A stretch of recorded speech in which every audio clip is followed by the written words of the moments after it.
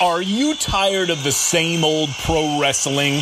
Then check out the amazing action on Powerslam.tv, the biggest indie pro wrestling channel in the world. Get over 4,000 hours of the best pro wrestling events from over 110 of the biggest names in the industry from over 15 countries around the globe. Get your free trial today at Powerslam.tv. The following is brought to you by the Social Suplex Podcast Network. Yo, what up? This is Rocky Asuka Romero of Chaos, and you are listening to Keepin It Strong Style, the ace of podcasts. Yo, this is Rich Latta from One Nation Radio. This is brought to you by the Social Suplex Podcast Network. We present to you the ace of podcasts, Keepin It Strong Style. Let's go. It's the ace of podcasts, Keepin It Strong Style. Covering New Japan, they ready to hold it down. Jeremy, Donovan, and the young boy Josh. Come and hit a job out in Barrio the Frogs. From the Tokyo Dome over to the G1. Social Suplex is a network where we can get it done. I'ma chill and let them have it, cause this is just an intro. Keeping the strong style, 6 stars from the get-go, boy. Yeah, from Tampa Bay to the Tokyo Dome, this is Keeping It Strong Style with your hosts, Jeremy Donovan and the young boy Joshua Smith. And thank you for listening. Merry Christmas and welcome to Keeping It Strong Style, the ace of podcasts on the Social Suplex Podcast Network. Jeremy Donovan here, joined by the young boy Josh Smith and Rich Latta from One Nation Radio. On today's show, we'll be announcing the winners of the second annual Keeping It Strong Style Year-End Awards, as well as covering all the latest news in the world of New Japan Pro Wrestling. You can support our show by subscribing to the Social Suplex Podcast Network on the podcast app of your choice and leaving a rating and review. You can also get all the podcasts and columns at socialsuplex.com. Go to socialsuplex.com/subscribe to sign up to get all the podcasts and columns delivered directly to your email inbox. Make sure to check out our friends at Powerslam.tv. Over 4,000 hours of independent pro wrestling from across the world, over 100 promotions, tons of international promotions, a lot of great indie content. If you use the code SOCIALSUPLEX, you'll get 1 free month of this service. After that, it's only $4.99, so check it out, Powerslam.tv. Use the code SOCIALSUPLEX. All right, gentlemen, it's time to announce the winners of our awards. Yeah, Merry Christmas, you filthy animals. We're here. And we got all the holiday cheer. It's cold outside. All of us bundled up in hoodies. I'm drinking some Casa Cielo. Got the whole Christmas vibe going on. The truth is, I think we're all recovering from recording the FOH draft last night. Yes. So by now... a legendary moment in the history of the Social Suplex Podcast Network. Yeah, by now you should have seen that on your feed. Show dropped on Sunday. What was it? Sunday morning. Yeah, Sunday morning. The Lord's Day. All that cussing. Oh my god. You know what, bro? Like the show is actually really funny, but like all I'm gonna say is like, don't drink in podcasts, or if you do it responsibly. Yeah. Like, I feel very good to be doing this because I'm excited about these awards, but also because I can make coherent speech at this moment. I can articulate what I'm trying to say. Last night was a cluster. Oh my god. Dude, it was wild. Yeah. So if you haven't checked it out yet, check it out, FOH Draft. It's on the Social Suplex feed. The funny thing with it is, like, I rarely, if ever, cuss on the air, and at one point, like, I was like, just F-bomb after F-bomb after F-bomb. Letting them off. I was like, what? I said that? Like, yeah, dude, listening back, I was like, oh, wait, what? Yeah, bro. Yeah. We said some wild stuff. Yeah. And glad to have Rich on the show again. We've had Rich, we've been doing a lot of recordings with you lately. It's crazy. And he was here when we announced the categories. It's only right that I return for the... Yeah. This feels like we're like the Fabulous Freebirds. I call Terry Gordy. Y'all can fight it out for the other two. Well, Michael Hayes is a racist, so I don't know. Yeah. That's why I left. Oh my but God. shouts out to all you guys that listened to the last show that I was on and show love in the comment section. We appreciate it, and look forward to giving you guys another good show. Yeah, bro. Like, me and Jeremy never get, like, shouted out specifically. People are like, hey, Rich, you did a really good job on the show, man. Really like having Rich on there. Oh, my gosh. I was like, he's never coming back on the show. Yep, bury that man. Yeah. Oh, man. But, yeah, we are so excited. We also, before we get into the awards here, we just want to say that we officially more than doubled the fan vote participation that we had 1 year ago. Yeah, dude, it's crazy to think, man. 302 votes this year. Dude, we just smashed it, man. That's awesome. Yeah, so awesome. We, we didn't think we were going to do that, and then there's like a last minute just like rush of votes. Because like beginning of last week, I think we're at like 230 maybe 210 220 something. We're low 200s, and then we made that last like blitz that week and got those votes in. Yeah, so thank you if you participated, if you voted. It means a lot to us. We didn't say it on the air, but I did have a goal. I was like, I would like to see the fan votes doubled, this year, and we did that, and I don't see any reason why in 2019 we don't do over 600 votes, or even more than that. Right, we can do it. So I'm excited, but the moment that you have all been waiting for with bated breath, the Keepin It Strong Style 2018 New Japan Pro Wrestling Year-End Awards, and we're going to start off with our first award here, so the News Story of the Year. And the nominees were Harold Mai becoming the new president of New Japan, the Elite's contract negotiations, Ring of Honor / New Japan Pro Wrestling selling out Madison Square Garden, Chris Jericho coming to New Japan Pro Wrestling, the record grossing year for New Japan in 2018, and then the story of the international expansion of New Japan. And without further ado, we have your winners. So coming in at third place with 211 voting points, the Elite's contract negotiations, which I was surprised. I thought it had a very good chance, given especially this time of the year, at winning, but it came in third. And this was a tight race with 529 votes.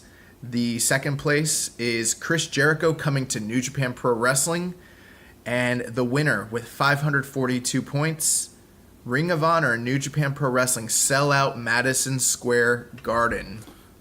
I gotta say they got it right. I voted the same way, except the contract and Chris Jericho was switched. I had Jericho at 3, but on top, Ring of Honor and New Japan selling out. That shook the business. It scared the hell out of Vince. Yeah, dude. That whole show has shooken up the way that WrestleMania weekend is going to be laid out next year. Yep. Several shows moving around. We saw TakeOver move to Friday. Shows are starting earlier now, switching up days. This MSG show is a big deal, and the fact WWE's pretty much been the main pro wrestling company that's run that building. And so to have since the, like 50s, so to have since before WWF didn't exist, right? Since it was Capital Wrestling, Capital Corp. And then you have Ring of Honor and New Japan partnering, coming into New York, selling out MSG in a matter of minutes. It's a huge deal. We're gonna get to see guys like Okada and Tanahashi and Naito wrestling on the East Coast in MSG.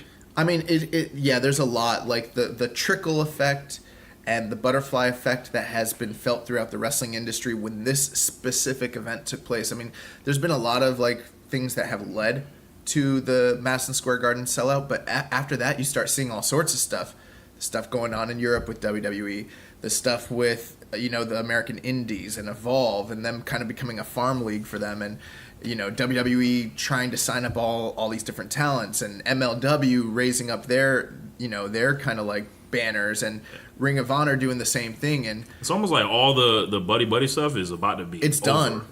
Yeah, pretty much the battle lines have been drawn. Pretty much it's all promotions for themselves at this point. Everybody's trying to sign who they can and worry about their own product. Even NXT TakeOver was moved to Friday. I'm not saying it's specifically directly correlated to Madison Square Garden running on the same day with New Japan and Ring of Honor, but there's a good chance that in some way it was influenced by that. So that's that's really, really, really telling. I mean, I don't have all the stats anymore, but I think, like, if I remember correctly, this is like the second fastest sellout in the history of Madison Square Garden for wrestling. Something like that, yeah. I think like WrestleMania 20 was the only thing that sold out faster than this. Yeah. And it's been, years since WWE has sold out Madison Square Garden, and New Japan them did it in record time. We still don't know Who's all going to be on that show? who's going to be on that show. Well, they did confirm that Tanahashi, Okada, and Naito. That's right. From the New Japan side will be on the show. Marty Scurll's been all over the promotional stuff from the Ring of Honor side. So yeah, from Ring of Honor we don't know. We can assume Jay Lethal, he's a champion. They just signed dudes like Bandito, Brody King, PCO. Jeff Cobb. I expect all those guys to be there. Mark Haskins. Yeah, Mark PJ Haskins. Black, all kinds of guys. I have a strong inclination that, because we didn't really talk about this, but during Final Battle during the title match afterwards, Nick Aldis made his way out holding the NWA title. I have a strong inclination that the NWA will be represented on that Madison Square Garden show in some form or capacity. I wouldn't even be too surprised if we ended up seeing a champion versus champion, ROH versus NWA sort of match. That could happen. I think that they have started to like lay. I'm just spitballing, but it seemed like that would be the ideal show to do something like that, given the success they had running Nick Aldis at All In. Correct. Yeah. But this was a big deal. It just goes to show you that there are people all over the country, not just in California, that want to see New Japan. Look at what just happened when they sold out North Carolina in 2 hours. Right. And so there's people on the East Coast that want to see them. Yeah, as soon as they announced that, we were quick, like, dude, we have to go, like, we have to get tickets, and we luckily were able to get tickets for that show. We got them during the pre-sale, and the pre-sale they almost sold out. Yeah. Like, that's why they sold out so quickly officially during the real sale, because the Honor Club pre-sale, yeah. The Honor Club pre-sale was insane. It was a great investment. So congratulations to Ring of Honor, New Japan selling out Madison Square Garden. That is the news story of the year for 2018. And our next category is the Excursion Match of the Year. I think this might be one of my favorite categories that we decided to do this year. Yeah, this was a great idea that you had, young boy, and the voting was all over the place. So many people. I mean, it was so close. People were voting Really for all their close. favorite matches, but only one could win. So coming in at third place, we have Tomohiro Ishii versus Zack Sabre Jr. from Rev Pro live in New Orleans. Coming in second place was Will Ospreay versus Walter from OTT 4th Anniversary Show. And then your winner, an Excursion Match of the Year, coming in first with 377 points, Kenny Omega versus Pentagon Jr. from All In. Man, Wow. That's a shocker. So a couple things before we discuss that. I just want to point out the lowest voted match on this entire thing was Michael Elgin versus Ultimo Guerrero from CMLL, which does make sense to some degree because it is, it's CMLL, and it seems based on the kind of interactions that are on the internet that maybe not as many people watch Lucha Libre, but I was surprised to see that they only got 6 points. Yeah. Which means that could have been like, They got 0 first place votes. But the other one I want to point out, and I want to take a victory lap for this one, with 136 points, Cody versus Nick Aldis from All In. This was the match that Jeremy wanted to leave off this ballot. Dude, I did. I was not, feeling, it was don't get me wrong, it was a good match, a great feel-good moment for that show. But personally, I felt when stacked against all these other matches, I wasn't, I was like, eh. No, you're absolutely right, but I just felt like there was an argument given the fact that it was a huge title match on one of the biggest shows of the entire year, and they got 57 first place points. I'm shocked. So Ishii and Sabre, I voted that third. All In, Omega Pentagon second. My number one was Riddle and Ospreay from WWE Super That was Show. my number one also. Was that my number one as well? How'd that one do? Let's see. So Riddle and Ospreay, they got 144 points. No, I voted. Man. I voted Walter and Ospreay as first That's right. place. Yeah. You know what? I am not too surprised for a few reasons. Actually, I'm really surprised that Ishii and Sabre did as well as it did, because I did feel like it's like a Rev Pro indie match WrestleMania weekend. But at the same time, I guess if you think about it, it was on New Japan World. New Japan World. It probably got a lot of play on there. Maybe that's I guess more people saw it than I realized. Yeah. But, you know, OTT is kind of like one of those unheralded, like it's getting a lot of hype now. Yeah. But I don't know how big the audience or the viewership is. And so I thought when we did this that there's a good chance that one of the all-in matches, just given the stage, given, you know, the notoriety and all the ambiance and everything that was surrounding that show, that especially the people involved, Omega, Pentagon, I mean, it makes a lot of sense. But I really did think Ospreay and Walter had a very good chance to be number one. Yeah. And they did well, but they were not even close. I mean, Omega and Pentagon Jr., with 337 points, they swept this thing. I mean, swept it. That's a whooping. Yeah. I mean, nothing against the match or anything, but it was like, wow.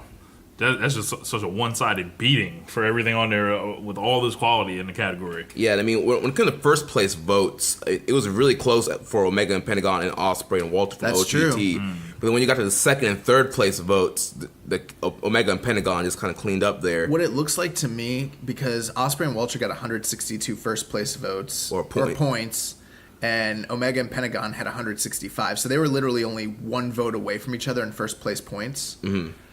Where it breaks down is that Omega and Pentagon have a ton of second place and third place points. So it was like, even if they didn't vote for that, you couldn't leave it off your ballot because it was that highly regarded. Whereas it seemed like with Ospreay and Walter, if it wasn't in your first place, you weren't going to rate it hardly at all. And maybe that speaks to the quality of that match. Like, people who saw it probably do think it's like that, number one. And it is just the reach. Right. And then the people who didn't see it probably didn't vote for it as much because it's very evident, got very few second and third place votes. Right. I mean, OTT did make a smart move by putting that match out on YouTube. Yeah. So a lot of people did get to see it, but, you know, not as much as probably that saw Omega and Pentagon from All In. I thought that A-Kid Zack Sabre might have a better shot, and it didn't. You know, it's kind of like this indie niche. Like, it just kind of blew up. I don't think a lot of people seen that yet.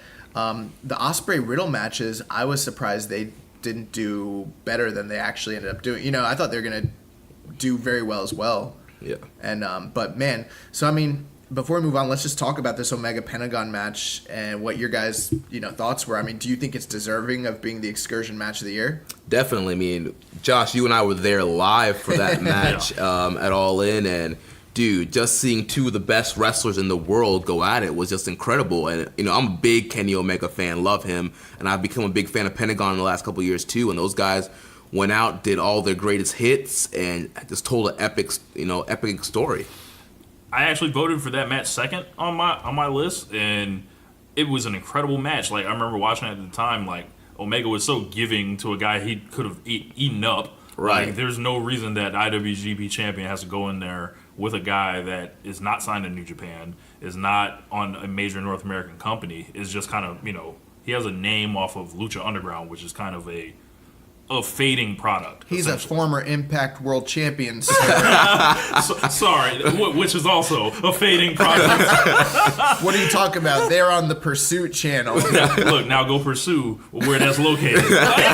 And be careful when you're flipping through the channels surrounding Pursue, depending on your cable provider. Yes. Thank you package options. Thank you for the research to Ricky from the Ricky and Clyde Wrestling Show. He had the research us with that information. Yeah, let us know what exactly was going on in those channels. Yeah. But yeah, I loved the match. I thought it was a very giving performance by Omega, as well as an awesome performance and just a unique match. And that's what I thought All In was about. Right. And that match personified All In. Like, where are you going to see this? Potentially, we might not see these guys wrestle ever again. With Kenny is a guy who in the past has had a reputation for being someone who goes on excursion matches a lot. We saw a lot less of that this year because of his placement in the company, being the IWGP champion. His dates were kind of limited. But what we did see is the times when he did go out and wrestle in other companies or other promotions, they were always big moments. Like, he really picked his spots. Mm-hmm. And of all the performances, this was the one that I think stood out head and shoulders above everything else, more than the match with Phoenix, more than the Cody stuff, more than the WrestleMania weekend stuff. they really set the stage for a true, in every sense of the word, dream match. That when All In was announced, we saw the talent lineup. We're like, who's going to wrestle Pentagon? When they announced it's going to be Kenny, it was like, oh my God. And I think that was a big deal for us too, because WrestleMania weekend, it was supposed to be Golden Lovers versus Lucha Brothers. Yeah. And that would have been the first time Omega and Pentagon would have been in the ring, and they got no. They were. Well, they had a 6-man in PWG. Yeah, so it'd be the second time, and that was kind of taken away from us due to politics with the relationship with CMLL, AAA, all that stuff. So to finally get these guys in a one-on-one match was a really big deal. The other thing too, just speaking to the quality of the match, I mean, I think most people rate it like 4 3/4, like it's a pretty consensus rating on that match. They had an excellent story with Kenny getting his arm kayfabe broken or injured, and he had trouble going for the one-winged angel. They actually got to a point where, because it was non-title, they had me believe, I knew Pentagon was never going to beat Kenny Omega. But they had one near fall in there that was that package pile driver, dude. Yeah, and Kenny kicked out of that. And I mean, just given the fact that this was the largest independent wrestling show in the history of North America, and given Kenny's station in life as a wrestler, in Pentagon, he caught a dude at the right time. You can kind of talk about other matches on this list, and you can have an argument for maybe like Walter and Ospreay, or Ospreay and Riddle maybe being superior matches depending on your taste. But when you talk about everything that makes a match of the year candidate, the setting, the crowd, the atmosphere, the energy, the story, all of that, this had all the elements that you would want in a great encounter. And I think by the end of this year, not just in our awards, I think that this match is going to be high up in almost any awards poll. Yeah, definitely. So go ahead, my bad. I was going to say, congratulations, Kenny Omega, Pentagon Jr. That's your excursion match of the year. Kenny Omega winning the first award that he's eligible for on this poll ballot. I wonder if that's any signs of what's to come.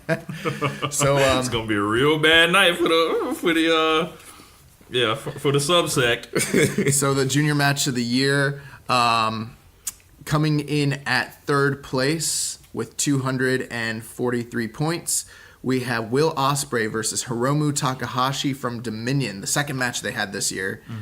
Coming in with 341 points, Will Ospreay versus Marty Scurll from Sakura Genesis. And coming in at first place with 516 points, Hiromu Takahashi versus Taiji Ishimori from the Best of the Super Junior Finals. Wow. And after Meltzer gave that match the 5.5, I am not surprised that this match was voted so high. People were in love with this match universally. And don't get me wrong, it was a phenomenal matchup, but I do think I wasn't quite as high on it as maybe Meltzer and a couple other people, but clearly, universally, all New Japan fans really loved this thing. Yeah, it cut off what my third place vote was on here, but I did have that second, and I actually went with Scurll and Ospreay at Sakura Genesis for my junior match of the year. But yeah, that was also my first place vote also. I don't think you can go wrong with either of those matches. The Hiromu is going to do very well this award season based on and it's, I hate to say it like this, it's almost a Shibata situation where he basically had that match with Okada and it was like, oh my god, this is like nuts, and then you never saw him again, and then that's the last memory you have, and then Hiromu breaking his neck makes you reevaluate him in a sense where it's like, wow, what did we have in this special performer, and this was arguably his finest hour. Yeah. And I wouldn't have a problem with that being, number one. I agree with you guys. I also voted for Ospreay and Scurll as first place. And I do remember at the time when Takahashi and Ishimori wrestled, I remember loving the match, being thrilled with it, but a couple things. I was a little burnt out, as I can tend to be when I've binge watched a bunch of matches, and Best of Super Juniors is no exception. I kind of procrastinated, and I had to binge watch a lot of wrestling to catch up for the finals. By the time I saw that match, I remember being thrilled with it and like loving it. But when I saw the 5.5, and we've talked ad nauseum about me having issues with the star rating scale. I remember almost playing like defense against that rating and being like, this match is incredible, but there's no way it's better than every 5-star match that's ever happened in all time. And maybe that has detracted my memories of the match, because at the end of the day, I can have my opinion, we can have our opinion, think Ospreay and Skrull's better, but when it has 516 points, and this is a wide range fan vote, Like, maybe we need to watch that again. Yeah. that's exactly what I'm thinking. Is like, maybe I need to sit back and like with fresh eyes rewatch this thing. I know I voted for it as second place, but like, you know, who knows more about wrestling, me or Dave Meltzer? You know, who knows more about wrestling? Us, these three guys sitting around this table who have very similar tastes in wrestling, or the hundreds of people that voted on these awards. And I mean, it got 372 points. That means like over a third of the people who voted thought that this was the junior match of the year.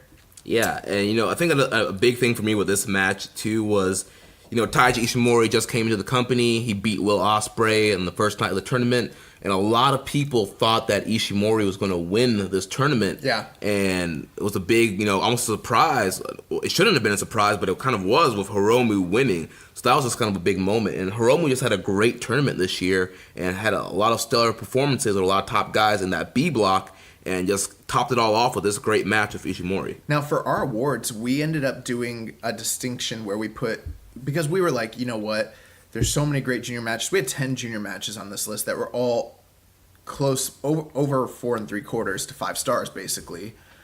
And then we have our match of the year, which we'll get to later. And we almost did feel kind of bad that we weren't putting these junior matches in the same category. But I didn't want to detract from these matches and have them looked down on. But maybe there is an argument that they should have been included, because look at this. I mean, you got to wonder, with how many votes Takahashi and Ishimori got, how would that match have done? Yeah. I just didn't feel qualified as a viewer to say that only these 3 junior matches that are 4 3/4 deserve to be in, Right. and not the other 8. Or and you know, we didn't want to have, you know, 20 nominees for match of the year. Like some people out there in these streets. So who are you talking about? So, you know, They know. we thought it'd be better to give the junior match of the year its own category. And, you know, in a few minutes, we're going to talk about the strong style fight of the year. I mean, there were just so many great matches in different weight classes and categories that we decided to give each class its own shine. And I thought it was a great thing for us to give the junior division its own shine, its own, this focus. This here. company is known for having the best junior division in all of wrestling, and it's been that way since probably the early 80s. So I think it is important that we recognize this distinct style of match that the juniors, this distinct, division. It's not just us being like, oh, we're looking down on them because they're juniors, so that here, we're going to stick you in your own class. It's like, no, the company has 2 distinct weight classes that they have imposed on wrestling. So I think it's awesome that we're doing a junior match of the year, and now we can turn around and say, hey, out of in this incredible, cutthroat, insane, like death-defying style, this is the pinnacle. And so that's awesome. Like, congratulations to Taiji Ishimori and Hiromu Takahashi, moving the culture, pushing the boundaries. This match just freaking ruled. And so now we're going to do the strong style fight of the year. Oh, I lied before. I said that excursion match of the year is my favorite award. This is my new favorite award. I'm so excited about this. Yeah, this was another new category unique to this year. So coming in at 3rd place with 258 points, Minoru Suzuki versus Tomohiro Ishii from Power Struggle. Coming in 2nd place with 371 points, Kenny Omega versus Tomohiro Ishii from G1 Climax Day 14. And your winner, coming in with 421 points, the Strong Style Fight of the Year, Kota Ibushi versus Tomohiro Ishii from G1 Climax Day 10. Yes, I love this match. I wrote a detailed breakdown of the match and reviewed it on my podcast over the summer. This match was incredible. This was everything I want in wrestling. It was hard-hitting, dramatic, dangerous moves. It was quick. Yes. Like, we didn't have to... It was violent. It was 16 minutes long, and it wasn't, in New Japan, we're used to the epics, the 25, 30, 35-minute matches. I love those. But I love it even better when it's shorter. So, Yeah. Oh my gosh. Yeah. Now, so a couple interesting things here. So, in my opinion, the match that I thought was going to perform the lowest, just based off of people viewing it and its accessibility, I really thought Narita and Yagi from Lionsgate Project 10 last year would be the lowest performer, and it was not. It actually got 9 first place votes, which means 3 of y'all probably listening to this show were told, hey, go check this match out. And you fell in love. And you fell in love with this match because that match has such a spot in my heart. But our lowest performing match in Strong Style Fight of the Year, which I'm blown away by this, Michael Elgin versus Hiroki Goto from Road to Kuzina Road. Yeah, dude, that's crazy to think. It just goes to show you... it got 11 total points. access. Yeah. Well, not No, not access. Platform, stage. No, it's Michael Elgin, dude. Elgin, It's bro. Elgin. Yeah, dude. Elgin, that whole controversy that happened last year that really had a hit on... Soured on him. Yeah. Dude, the other third lowest performing match is Tomohiro Ishii versus Michael Elgin from That the New match Japan was Cup. great. I Yeah, voted that as my second place match. That match was crazy. I had that as a 5-star match when it happened. Yeah. It got 64 points total, which means more people did vote for it. But I mean, that's one of the craziest matches I've ever seen in my life. The whole point of this was like the fight of the year. I thought it was going to do very well. People hate Michael Elgin, bro. Yeah, bro. Pretty much, that's going to be a reoccurring theme in these awards. Like any category that Elgin is, eligible in, he, it's bombed. It's horrible. Bro, these awards are eye-opening for me because sometimes you hear these loud subsects on the, on Twitter and on the internet who have these loud voiced opinions and you think like, oh, this is the way it is or whatever. But then, like, when you put out the numbers and you get, like, the feedback, this is eye-opening. I'm like, oh, my God. People hate Michael Elgin. Like, this man he's got real heat. Like, Yeah. but this match, man, Ibushi and Ishii, I believe I voted number 1 for that as well. I got to tell you guys, I don't remember everything I voted for at this point. I didn't feel like it was... I felt like our job was to come up with these nominees... And then you guys decide. These are your awards. And I didn't feel like it was important for me to come out here and like put myself over and be like, nah, y'all wrong. Here's what we did. But I agree. I think that Ibushi and Ishii was one of, if not the most violent match that I saw this entire year. Dude, this match was crazy, man. Just all the strikes and the chops, the kicks, the knees, the elbows, the forearms, like... The headbutts. This was a fight. It was a fight, and it was so reminiscent of the big fight, like, house style of New Japan in the early 2000s with, like, Sasuke, or, like, Kensuke Sasuke, and, like, all these different guys, like... Chono and Muto and Hashimoto, they weren't having 30 or 40 or minute matches. They were having trying to end you. They were having 16-minute matches where guys were coming out there and it's a hospital. They're gonna blow each other out. If you wanted to see those classics, you'd watch All Japan. You'd go watch it in the Budokan or whatever. But this was such a throwback, but not just a throwback with a twist because now. It's turned up to 11. The violence is higher. The athleticism is insane. Now, I want to also point out, I'm kind of surprised, but not surprised at the same time that Omega Ishii did as well as it did. Dude, that match was also very violent. Omega busted open from the mouth, bleeding from the mouth. That match was very violent as well. Now, I'm not detracting from the match, so don't get me wrong, because obviously I think it's a match of the year contender. And we'll see how it does in the match of the year awards. I'm sure many people have it as that. But when I thought of this particular category, Strong Style Fight of the Year, Omega is never a guy that I think of as someone who has fights. You know what I mean? Even in the violent matches he's in, I usually don't consider him that way.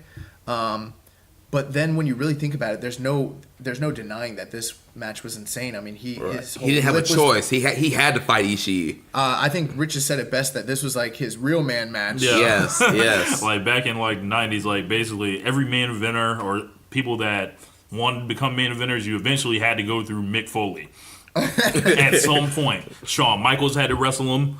Randy Orton had to wrestle him. Edge, Triple H, The Undertaker, The Rock, and he had Austin as well. As soon as he won the belt, it's like you have to pass the Mick Foley test. Like that's literally what you got to do. And, like you a man or not? Yeah, exactly.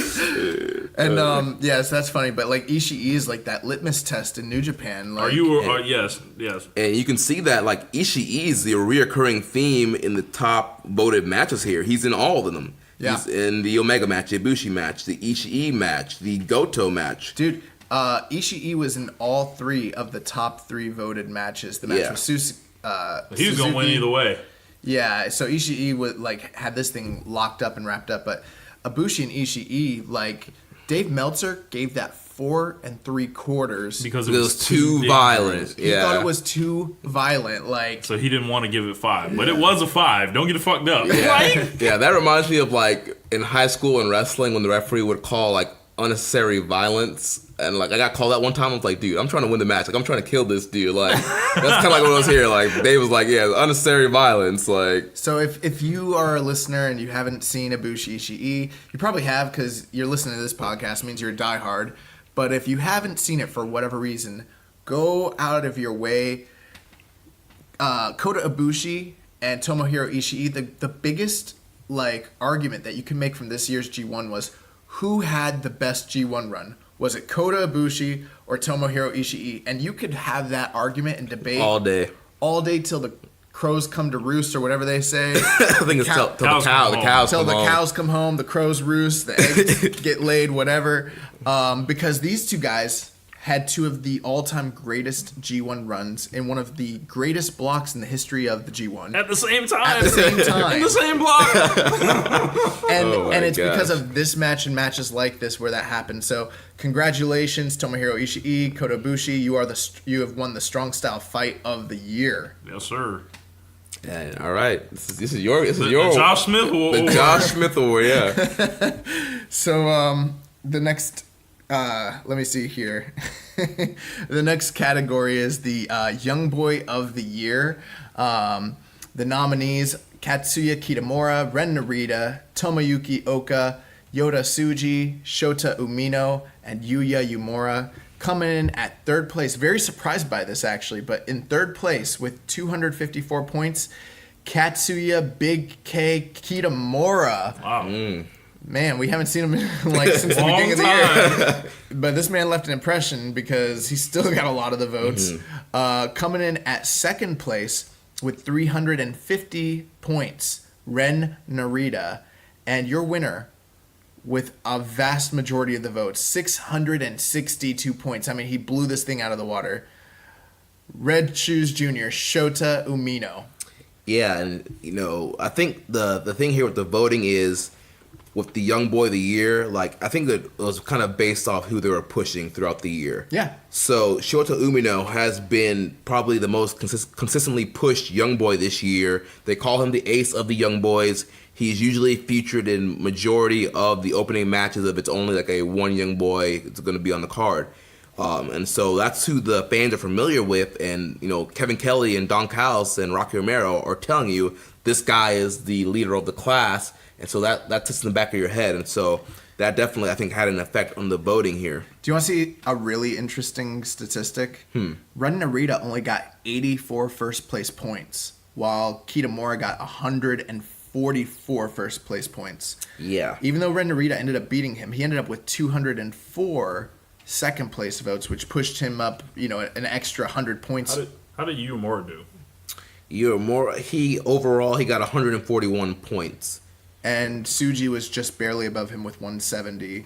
So what I think happened here is that Umino obviously ran away with most of the first place votes, and I think most of the educated voters voted Narita as the second place behind Umino because they're the two longest tenured young lions still active. We've been batting for Narita all year on this show. I love so Narita. If you're a fan of this show and you've been listening to us, you probably have gone out of your way to check out Narita matches and Yagi and Narita from a Lionsgate project and just see how good this guy is. It is interesting though. Kitamura's been gone since like February. He was only eligible for these awards from like November to February, but he did have all those that 7-match challenge, the trial matches, and he won the Young Lion Cup at the end of the year last year. That's what put him in.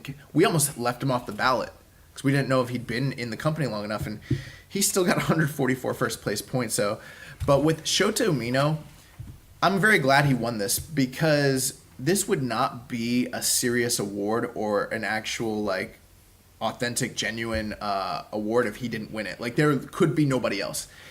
It was, by and large, it had to be Shota Umino. Mm-hmm. He's been, he's the guy that has the best fire ups when it comes to the multi-man matches. He's the guy that gets teamed up with most of the New Japan dads and the veterans on the Young Lions Cups. For a long time, it was always Nagata headlining those Lions Break Project shows, or what are they called? Yeah, Lions Break, yeah, or Lionsgate. Lionsgate shows. Lately, Shota Umino is headlining them. He's the first young lion who's actually headlining those shows over Yuji Nagata. He had the fantastic match just recently with Daisuke. Well, yeah, he had the awesome match with Sakamoto, but he just recently had that match with oh my god, from LIJ. Oh, Shingo. Yeah, him and Shingo. And he's been nothing but phenomenal all year long. Like, Shota Umino's the most pushed guy, and there's a good reason for it. Like, he had to win the Young Lion of the Year. Like, there was no doubt about it that this was his year. In the words of Mark Henry, this boy gonna be good. So I'm very excited. So congratulations to Shota Umino, 662 points. So our next category is the Fighting Spirit Award. Oh, that's a good one. So, coming in third place with 364 points, Tanahashi's G1 run. Wow. Awesome. Coming in second place with 379 points, Okada's IWGP title run. And your winner of the Fighting Spirit Award with 534 points, Hiromu Takahashi, breaking his neck and finishing the match, wins the Fighting Spirit Award. That's my exact ballot. Yeah. 3, 2, 1. When it comes to this, there are times where I say things and I'm right. There's times where I say things and I'm wrong. Most of the time, I'm never one to shy away from taking a victory lap. Okay, when it comes to saying something accurately, but I wish I had been wrong about my assessment the night that we watched Hiromu wrestle Dragon Lee in the Cow Palace, because you guys were there. I don't know if you remember, but when he fell on his neck, I was like, oh, he broke his neck. Mm-hmm. I was like, he broke his neck, and there's something wrong. And me and Rich were like, he's fine. He got up, he finished the match. He got up, he finished the match. Fired up. And I was like, no. I was like, there's something wrong. I could tell when he went to go do the time, or... the time bomb, yeah. What's the other move he has before the time bomb? Oh, It looks just like the time bomb. Yeah, right? I forget what it's called now. When he did that... Dynamite Plunger. Yeah, he went to go do the Dynamite Plunger, and it just didn't... The way he threw him, it was like he couldn't do it, and it just looked wrong, and I was like, oh my God, no, there's something wrong. And I was like, dude, he broke his neck. And he did. And I don't relish, like... I remember watching that and just being so in disbelief, like no... Like, this really just happened. It was like Austin and Owen Hart all over again. The pile driver, yeah. Accidents happen. It was an unfortunate accident. That Phoenix Plex. That Phoenix Plex. We've seen Dragon Lee hit it on him numerous times in the past. Yeah, Dragon Lee hits that move on everybody. Yeah. But condensation, sweat, he just slipped, his hands let loose. Also, he had wrestled like 4 matches the day before, like fatigue. Right, played a factor in that. Yeah. It was really sad to see Takahashi get sidelined from that, and if that's not fighting spirit, like, I don't know what is. Right.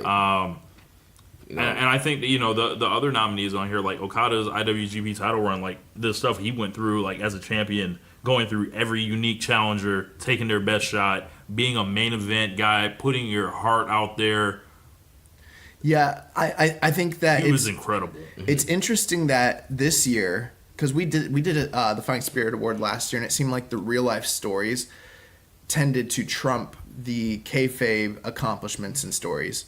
Whereas this year, obviously Hiromu breaking his neck won, but the other two, we see Okada's run and Tanahashi's G1 run beating like Hanma returning, and that sort of thing. And it's kind of interesting, but Okada literally had the single greatest main event title run in modern history. And that just goes to show you, like, I almost felt like people were going to forget about it because it ended in, June. Right. Yeah.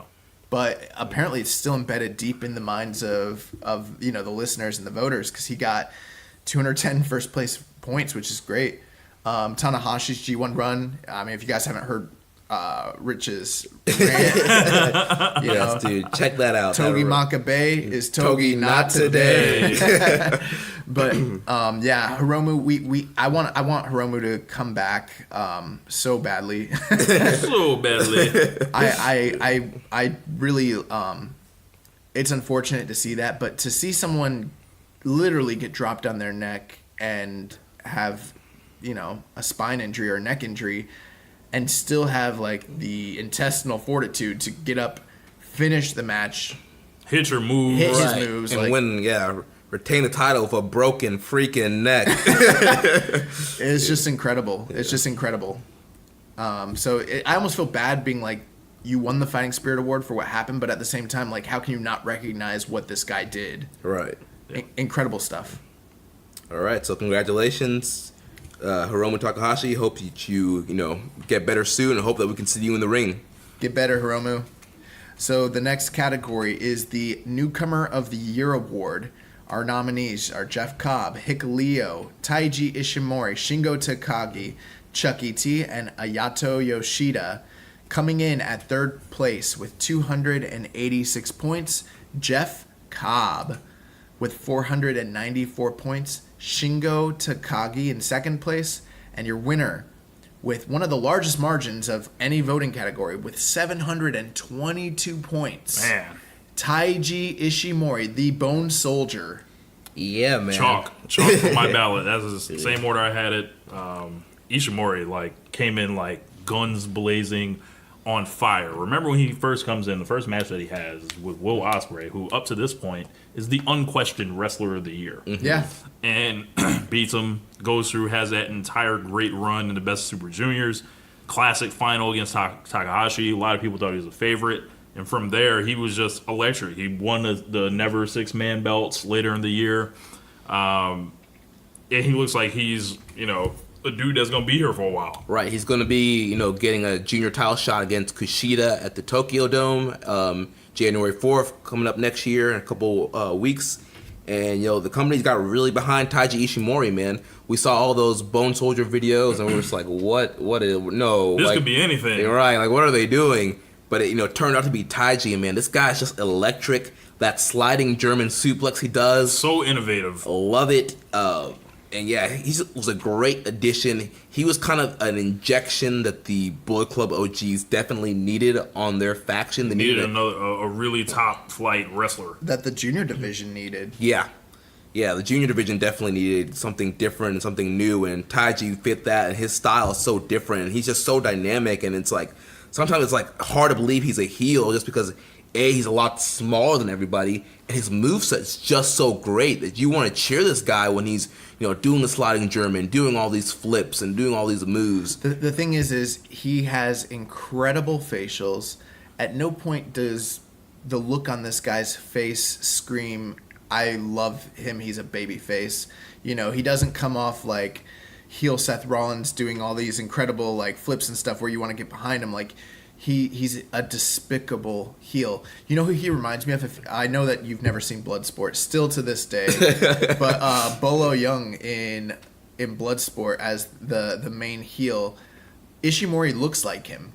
He's got this sadistic looking smirk on his face the whole time. So he can be out there doing a Phoenix Splash, but when he comes up and he's just got this that evil face, and you're like, oh my god, you can't cheer him. And like when he first broke in, the crowd wanted to get behind him, and he was like, "Bump that! I'm gonna put a stop to it." He's like, I ain't shit. Like, and he's able to get heat on himself without having to sacrifice his athleticism, without having to sacrifice his match quality. He's able to go out there and entertain you and dazzle you and make you hate him all at the same time. The crowds are booing this man. Yeah, dude, the attack on Kushida where he, was awesome. When he was faking the injury with the crutch, and then all of a sudden popped up, bow, hit that man with the crutch. My only thing is I would like to see more Ishimori this year because we have seen him in spurts this year. Before we move on, I want to say Shingo Takagi only debuted in August? Was it August? September. Yeah, September, yeah. His eligibility to be voted on September, October was 3 months out of the entire voting period, and he easily came in second place. Like, he had a great impact on business, and the junior tour was like largely built around his introduction. I'm just saying, like, if he had come in a little bit earlier, we might be talking about Shingo and not Taiji Ishimori. Mm-hmm. Taking nothing away from Taiji, but yeah, Shingo has only been here for a short period of time and already, made a huge impact on business and a huge impact in these awards. So that's one thing that's noteworthy. But yeah, Taiji, just incredible stuff. I look forward to seeing all these guys again next year, and every year I always wonder with this newcomer, like, because New Japan doesn't always bring in a lot of people, so I'm always like, when they do, it's like very judicious, and I'm like, who are they going to bring in next, Right. Jeff Cobb was third. He was in and out. He did the tag tour.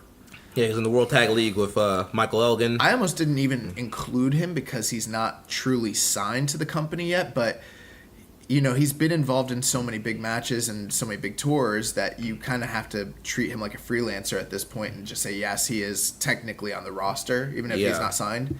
I'm surprised, though.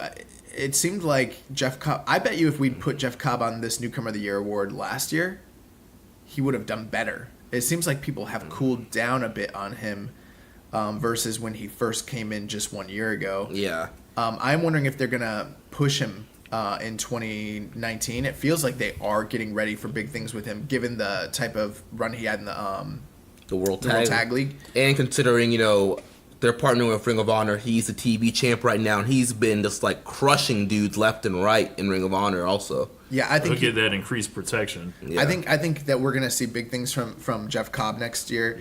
I wouldn't be surprised to see him on like Most Improved even. Yeah, potentially. So speaking of Most Improved, that is our next category. Our nominees: Cody, Toa Hanare, Chase Owens, Hangman Page, Zack Sabre Jr., Shota Umino, and Switchblade Jay White. Coming in third place with 226 votes, Zack Sabre Jr. Points.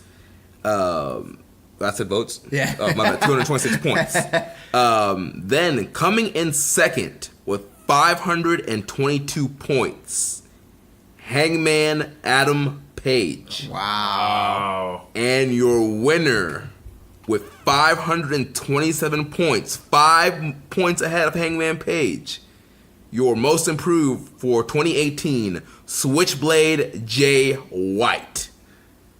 Rich, you want to start us off? I disagree wholeheartedly. And maybe it's just a function of how the award works, because when I see Most Improved, it's like, what did he improve from? Like, he was a young boy before. There's like no real, like, this is his first year. He's more like a rookie rather than looking back on something. While like Hangman Page, he was just a guy before. Jag. Literally a jag. Well, I'd like to say this. I think with Jay White, because I've given some thoughts to this, because we've been tracking this, and it did seem like he was going to win this. Now, I was like, well, I had the same question. What did he improve in? I think that it's not strictly, or the perception when people vote, I don't think it's strictly like, how much did he improve from 2017 to 2018. Mm-hmm. I think it could also be seen as starting at the beginning of the year of 2018 to the end of the voting period, the progression that they made within the company during that voting time frame. And if you look at it that way, there is no denying that Jay White has vastly improved from the Tokyo Dome last year to the Tokyo Dome today. Totally different guy. Character-wise, mic skills, in-ring I mean, work. I'd say he's definitely a more confident performer. Oh, it's night and day. He's so much more confident. It was like a guy cosplaying last year who was just a talented, hand who was just this weird character. Now it's like he's a fully formed and fleshed out guy. And not only when we talk about improvement, it's not just like in-ring wise, placement in the company. That was the argument we had with Zack Sabre. And Jay White is arguably poised to be like a top 4 guy in the company going into 2019. So I do see why I voted for Hangman Page myself as well. I think all 3 of us did, right? Yeah. So I'm not surprised. I went Hangman, Sabre, Cody, actually. Oh, wow. You voted for Cody. It was either Cody or Jay White, so I think we settled that debate on who you like better. Yeah. But here's the thing with Jay is like he started as a young lion, like you said, just previously, and now he's poised to be. He's the leader of the Bullet Club. Right. He's getting. He has a ready match with Okada at the Dome. He's about to be the top gaijin in the entire company if Kenny Omega leaves. So it's really hard to vote against him or to deny his impact or improvement within the company. I think that this is actually a slam dunk. Yeah, and one thing I found interesting in this voting, we had a lot of people question us for putting Zack Sabre on here. They were like, a lot of people. They were like, why is Sabre on Most Improved? He's like indie superstar. This guy's like, why would he be in Most Improved? Yet he got 102 points in first place votes. Yeah. It's a lot. And 92 points in second place votes. So clearly there are people who are thinking like us that, hey, Sabre in New Japan has improved as far as his standing, like kayfabe wise. He had the big push with Taka Michinoku, Zack Sabre time, the New Japan Cup run. He was elevated position wise in the company from last year. One interesting thing. So a few days ago, we started to track where everybody was, and at the time, Jay White had more first place votes than Hangman Page, and so Jeremy was like, Jay White's basically running away with this. I was like, I don't know, man. Let's do the math here. And we did the math, and the difference was that Hangman Page, even though he was being beat by first place votes, he was killing Jay White in second place votes. And when we actually ended up doing the math, Hangman Page was actually ahead by 10 points, given the scoring system, even though he was losing the first place votes, which I was like, wow, like, Page is about to run away with this. Yeah, those second and third place votes count. But we really wanted to get more engagement to get a better base for our votes here. And so when we made that push in the 11th hour, I was afraid because I'm a Hangman Page fan and I did want to see him win. So I knew there was a very good likelihood that he'd end up losing. But, I mean, he literally lost by 5 points. That's two votes. If 2 first place votes had come in for him, we'd be talking about Hangman Page being the most improved, and he also, in my opinion, equally deserves the distinction. Yeah, that's like almost like a tie, but it's not. You know? Yeah. Well, there can only be one, but man, I mean, Hangman Page had an incredible year as well. His G1 run, just getting over with the crowds and everything like that. But man, our most improved, like Jay White. You guys have any final thoughts on the Jay White thing? No, I mean, congrats to Jay White. I'm really hoping that come Wrestle Kingdom that him and Okada kind of knock it out the park, and I hope that he has an above 4-star match for Okada. I hope he does, so I don't have to kill him. Okay, so our next award, Faction of the Year. So the factions that were nominated: Chaos, the Bullet Club Elite, the Bullet Club OGs, LIJ, Taguchi Japan, and Suzuki-gun. Coming in at third place with 264 votes, the Bullet Club OGs. Coming in at second place with 397 votes, the Bullet Club Elite. And your winner with 617 points, Los Ingobernables de Japón, LIJ, your faction of the year. Rich, you're making some faces here. People voted for the Bullet Club OGs?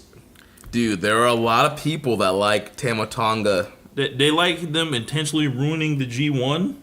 You know what? I feel like if we had done this vote 3 months ago, there's no way they'd get this many votes. But since the Jay White takeover and the way that they've been portrayed on television, it's like they kind of whitewashed some like that G1 run. Right. They got a lot more goodwill with people. And they, crushed the Mega Aces. They crushed the Dream Team. I think it's a case of recent, like what's the most recent perception what have you done for me lately? What have you done for me lately? And now I got to tell you, I'm surprised. In my opinion, I was really thinking Suzuki-gun would do well this year. I don't know why. I just had that feeling. They did end up with 251 points. They weren't that far behind the OGs, but I mean, they got beat by the OGs, and I kind of questioned that a little bit. But for me, this is the elite. This should have been the elite all day. Championships, all of them winning, like on every level. You got Omega, you got Cody, you got the Bucks, and you got Marty in the beginning.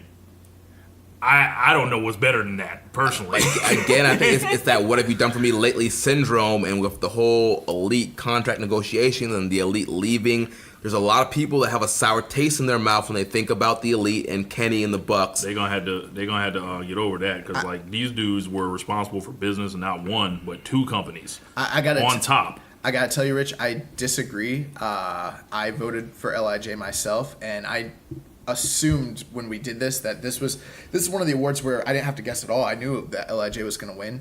Now I can understand why some people would probably say maybe not so because Naito, and the fact that he didn't win the Tokyo Dome and he's kind of had a down year from a booking standpoint. But when you look at a faction that really is moving business in Japan, the elite's not doing it like LIJ is. They're just not.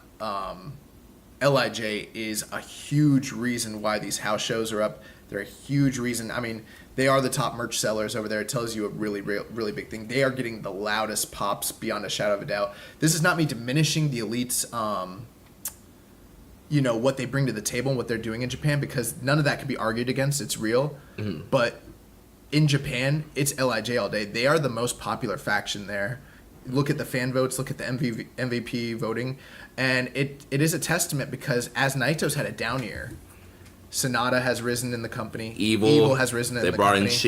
They brought in Shingo. Hiromu was in the middle of a breakout year before he had his injury. Mm-hmm. And then even Bushi, which you see Bushi masks all over the place. These guys are like superstars in Japan. Maybe not here in America, but in New Japan, like there's no denying. And they're a faction that is so cohesive and so team-oriented. You don't see the infighting like that the Elite and the OGs and all these different and Chaos, like all these different groups were like splintering, and LIJ was like gelling and coming together all year long. And I mean, when you talk about championships, LIJ had the IWGP tag team titles. They won the Naito had the Intercontinental title. Yeah. Hiromu and Bushi. Did they win the junior tags? They didn't win the junior tags, but he won the Best of the Super Juniors. He won the junior tag titles. Mm-hmm. You mean the singles title? The junior. Oh yeah. He won the junior heavyweight title, and then Suzuki-gun went. Or I'm sorry, LIJ, Evil and Sonata went on back-to-back World Tag League wins. Yeah. So I just couldn't see it being any other way here. I think the thing is with the Elite, if they had been there more, then they would have won. But after like the half year, they were like kind of just MIA. Right. Like after like G1 Special in San Francisco, like they kind of were like out of the picture. Yeah. And it's not a knock on them, but I mean, it's hard to win this because again, what have you done for me lately? They've been gone.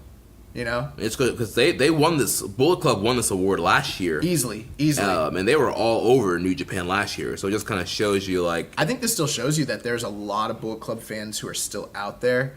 A lot of Elite fans. I mean, obviously, and we'll see what happens with the AEW. But I mean, at this point, I don't think there's any way they could have overcome what LIJ did this year. Yeah. So that brings us to our next award, the Big Van Vader Gaijin of the Year. Our nominees, Cody, Chris Jericho, Kenny Omega, Will Ospreay, Zack Sabre Jr., and Jay White. Coming in third place with 342 points, Switchblade Jay White. Coming in second place with 373 points, Zack Saba Jr. And then coming in first place with 610 points, the best bout machine, Kenny Omega. For the second year in a row. We got to rename this award The Kenny Omega Gaijin of the Year. Oh my gosh. So any surprises here? No. I was a little surprised. Honestly, I was surprised that Jericho didn't do better than he did. I was very surprised by that because I think I voted Jericho as my number 1, to be honest with you. I voted him number 2. Yeah, he was my number. I think he was my number 2 also. Also, I'm surprised Will Ospreay didn't place either. I was very surprised by that as well. Well, I think when you look at the spirit of the award, is he more than a high flyer? Like, did he get pushed like a foreign outsider, essentially? And the way the award was like framed, essentially, like the spirit of that award, I don't think Ospreay fits. Well, it's kind of interesting. There's like a few archetypes. I just heard Dave Meltzer saying this recently on Observer, and he was like, you have like your monster Gaijin, who like Stan Hansen's sort of the archetype for that. Big Van Vader's in that same like mold. And then when it comes to the juniors, you kind of have Dynamite Kid as like your foreign ace junior sort of archetype. And I do think Will Ospreay and even say Kenny Omega are more in that vein. They kind of fit that archetype. And then I would say there's like a third. It's like the crazy foreign heel, which is like Jericho, kind of like Terry Funk. And I really thought Jericho was going to do better just because I thought that he fit the spirit of the award. But I also assumed Kenny Omega was going to win this. But I didn't think it would be like this. I thought it would be a much closer race. And I mean, he blew this thing out of the water. And we gotta look at some of the stuff that Kenny has been doing this year. I mean, he put on his own show here in Daytona Beach, the CEO across New Japan. He's been doing a lot of video game stuff with like the New Day and just himself in competitions. He was a big star on the Jericho cruise. He did a lot of excursion stuff, all in the match with Phoenix. This guy has just been all over the place. The Ring of Honor match with Cody where they broke the Supercard of Honor record for Ring of Honor. Just drawing everywhere. Like he's a massive draw. He also, with the foreign excursion into America, I think he's headlined all of those shows, right? Yeah. He wrestled the Golden Elite, the Young Bucks. The Young Bucks, and then he wrestled Cody. And then the last show that the Okada and Ishii tag match. Yeah, the Okada Ishii tag match. So, I mean, Kenny's been in the main event of all these U.S. shows as well. And the fact of the matter is, I mean, he is the only Gaijin who's ever won the G1, even though he didn't do that this year. I mean, that still kind of sticks with him. That's a distinction he carries. He is one of only a handful of Gaijin to ever win the IWGP Championship. Ever. And he's going to main event his second Tokyo Dome as a Gaijin. There is no Gaijin in history that has headlined a January 4th Tokyo Dome 2 times, much less 2 times in a row. This company just doesn't really do that. Vader never did that. Flair never did that. Any top like Sting, Brody, whoever, Lesnar, Hogan. Yeah, none of them. None of them have ever done that. So I mean, Kenny, and he's for like better or for worse. Some people will argue it's for worse. He's forcing the conversation with New Japan to like change in his image. Right, he's like the face of the Western expansion. I mean, he's like the top draw for the Western fans. Either get down or lay down, because he ain't going nowhere unless he leaves. Not only that, but like when you compare the accomplishments, I mean, Zack Sabre had a great year, Jay White had a great year, but when you look at Kenny Omega's like G1 and his match output, and we'll talk more about that probably later in the awards as well, but I mean, it's hard to argue against his popularity, the merchandise that he sells. It exists. Yeah, his popularity is very, very evident by these awards, by other awards. Like he's a big deal. Kenny's a big deal. Yeah. It's going to take more than, I think it's going to take more to knock him off that award. What you were saying just a moment ago about him changing New Japan into his image, we're talking about these like archetypes, but in actuality, there's never been anyone in Japan who's ever been like Kenny Omega. Like, the closest thing is maybe like a Terry Funk, but this is a guy who moved from Winnipeg and lives in Japan. You know, speaks the language. Yeah. Like, he is viewed by many people over there as, you know, part of their culture, part of their people. He understands things like that come from the Japanese culture and in a way that most foreign wrestlers don't. And he is putting himself into a stratosphere when it comes to Puroresu, where like we'll be talking about the Kenny Omega archetype. There'll be guys 15 years from now, 20 years from now, trying to move to Japan, who are trying to be like up. Kenny. Yeah. He's very special. He's very, very special. And you're right. We might have to change these awards to the Kenny Omega awards. I think it's also funny that like we call it the Big Van Vader Gaijin of the Year award. Didn't him and like Vader at some point have like Twitter beef at some point? No, that was Vader and Ospreay. I know him and Ospreay. Vader actually was very beneficial in getting Kenny Omega's career started. That's right. I forgot about with that. it, helping him get like a visa, I believe. That's right. Yeah. That's right. So that was a like cool little tidbit I found out a while ago. Man, yeah, I really like this award. I was surprised. Before we move on, I want to talk about this. Cody doing the worst.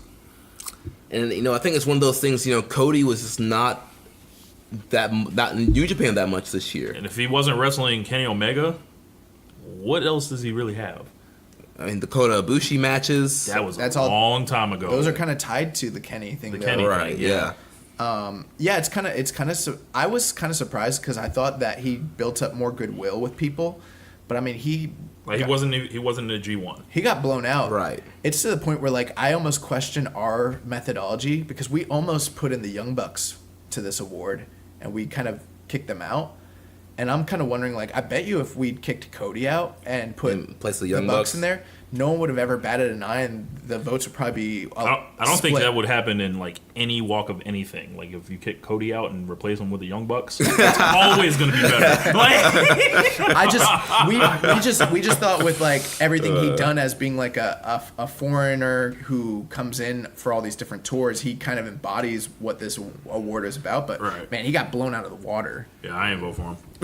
It was Omega Jericho Sabre for me. So let's talk about we're getting into the big ones now. The big boys. Your Keepin It Strong Style feud of the year. The nominees: Kenny Omega and Chris Jericho, Hiroshi Tanahashi and Kazuchika Okada, Kenny Omega and Cody, the Bullet Club Civil War storyline, Tsuji versus Yumura, Jay White versus Kazuchika Okada, and LIJ versus Suzuki-gun. Your third place winner with 296 points, Kenny Omega and Cody, the Civil War. Coming in at second place with 503 points, Jay White versus Kazuchika Okada. And your winner with 527 points, Hiroshi Tanahashi versus Kazuchika Okada, the trilogy. Yeah, you know, this Tanahashi-Okada feud kind of snuck up on us this year. Yeah. It's like, you know, they had the first match was Wrestling Dontaku. Tanahashi, he lost the IC belt, but he still came out to challenge Okada. Like, we all thought this was going to be, you know, the one last hurrah, you know, the last, you know, shine the light. And it was a great match. Right, great match. You know, Tanahashi loses. We're like, you know, thank you, Tanahashi, for your contributions to the business. You know, we love you. Thought it was a wrap. Right, you know, thank you. You know, go take some time off, take the rest of the year off, heal your bicep, heal your knees up. You know, we'll miss you, but you know, you need the rest. Nah. He came back and they wrestled again. They had that match in the G1 Climax where it was a draw, but Tanahashi beat his ass. He visually won. Like, if there was no time limit, Tanahashi would have won that match. Yep. And then they had the rematch. What show was that? Destruction in Hiroshima. Yeah. And Tanahashi, he got the win there. And so, yeah, this trilogy just came out of nowhere. And it's crazy to think, you know, these guys have been linked together since Okada's debut in the company.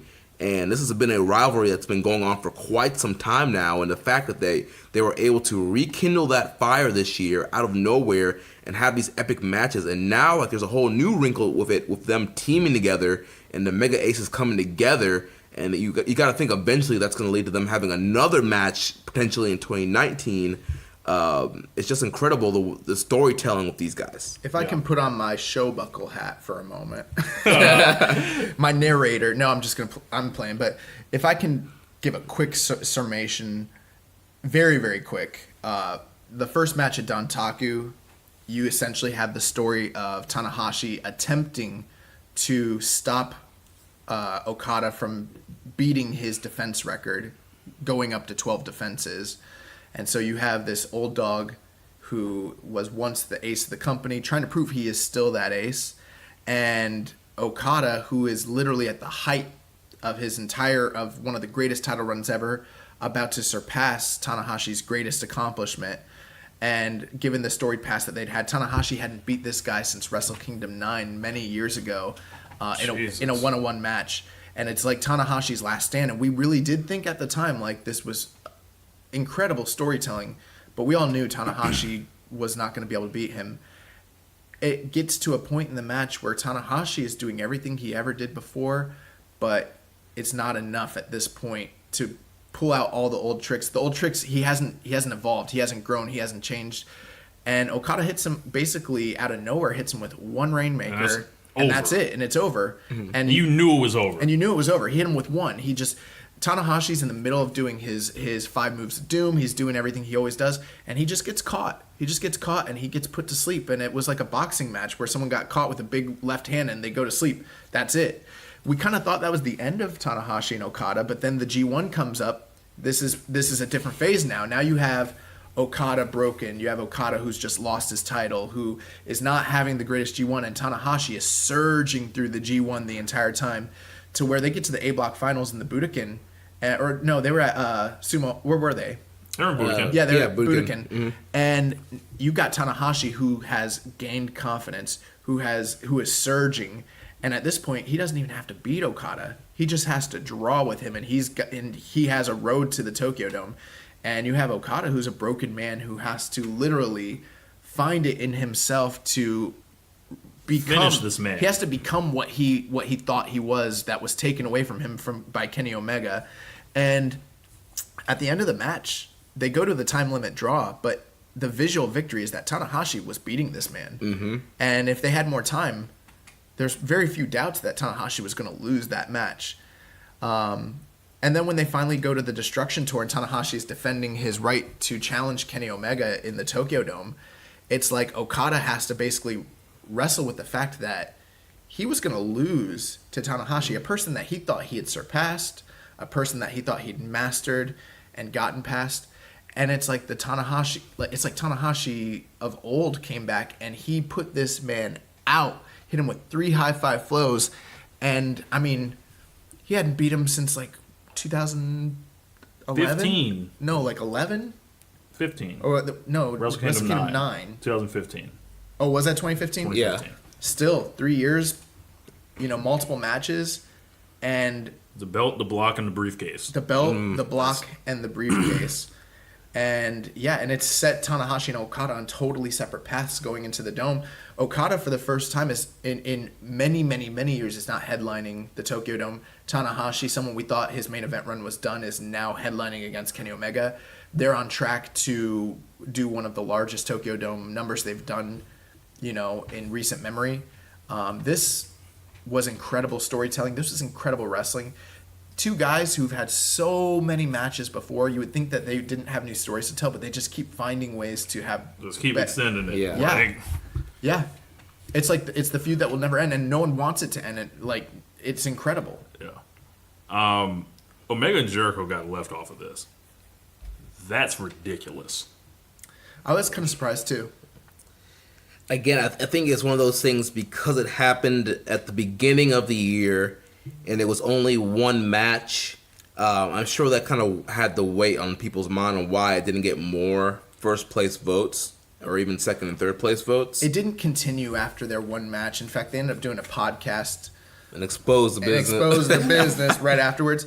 And as believable as it was, I mean, Jericho spent the majority of this year going after Naito. and we also didn't nominate that because we didn't think it was deserving of Feud of the Year. It did well in the votes, though. I mean, it still had 265 points. Yeah. I think the thing that you're probably blown a little bit by, Rich, is the Jay White Okada thing. Yeah, on no planet is that better than Omega and Jericho. A feud that kicked open business in the West, had everything that is circling the axis with All In the big indie boom, and everything comes back to the Omega Jericho program, that once in a lifetime type program that you get at a moment in time. You can't just create another one of those, as they're finding out this year with Jericho and Naito. This, not only was it a 5-star match it produced, it showed Jericho another reinvention of himself. It showed Omega was just fine if you took him out of the IWGP Championship picture at the Tokyo Dome. And on top of that, the feud was incredible. The promos from Jericho, we've been talking about that shit all year. Yeah. War style, WCW style, WWF style, everything. Like he has the attack in Fukuoka, man. Yeah, like bust him open with that. Like this, I really, yeah. I think they missed this one.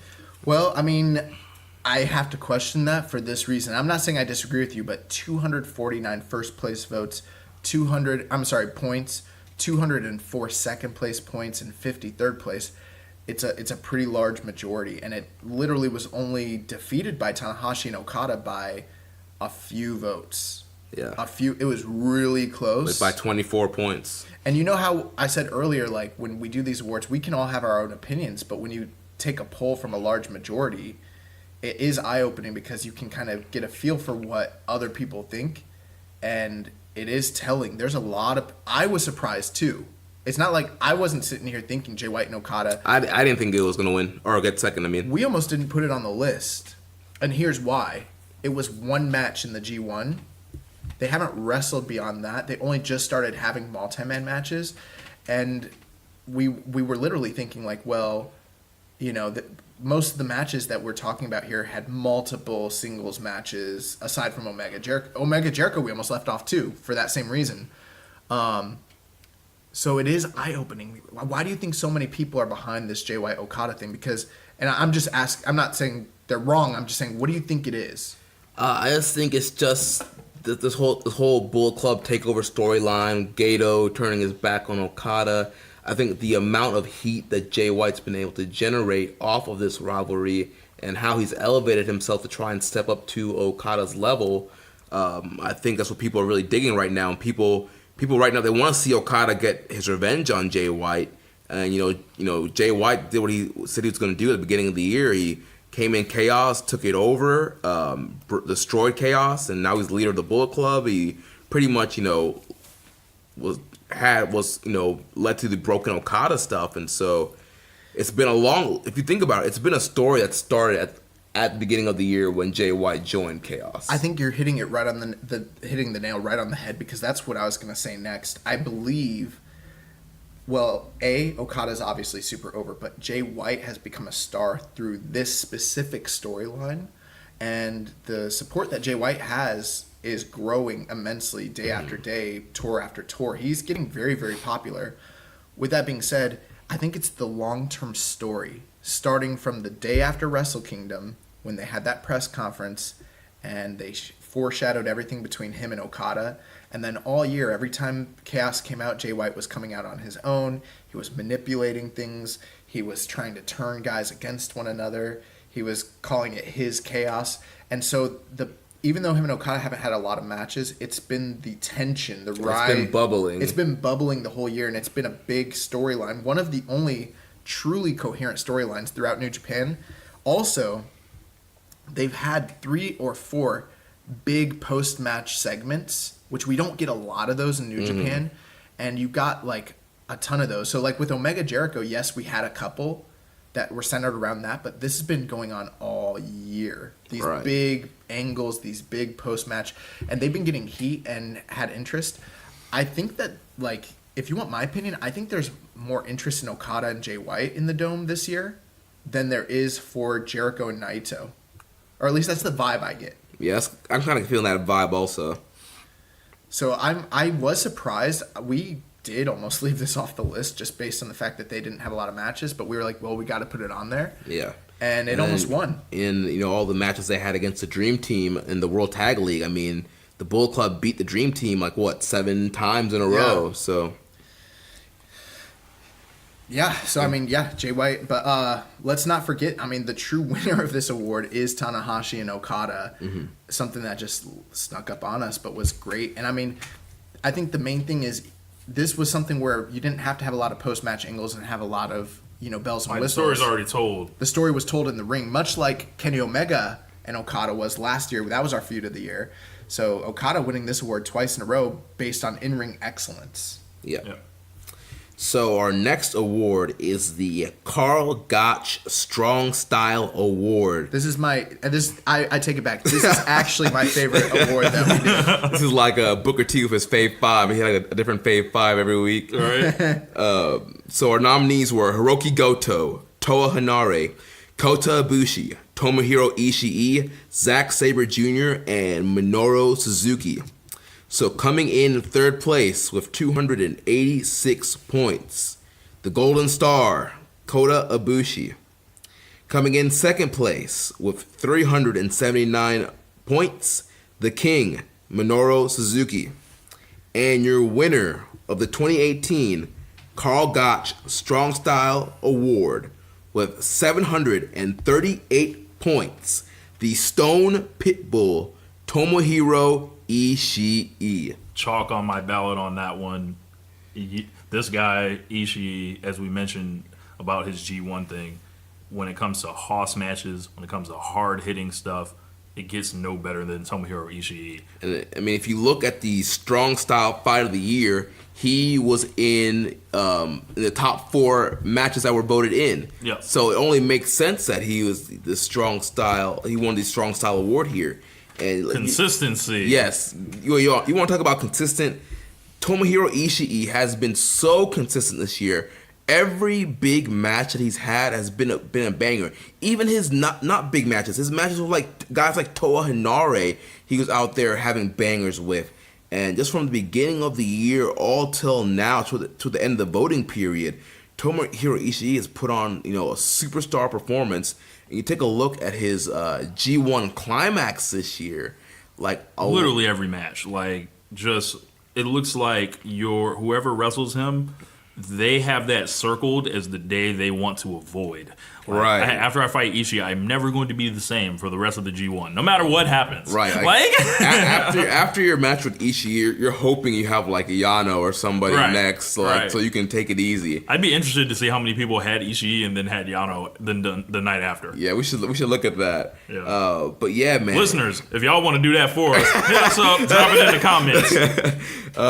But yeah, dude, look at his G1 climax. So many of his G1 matches were in the Strong Style Fight of the Year category. I mean, the match of Ibushi, the match of Omega, all those hard hitting. Dude, his rivalry with Zack Sabre Jr. this year, all those matches have been hard hitting Strong Style matches. And then he had a separate feud with Suzuki.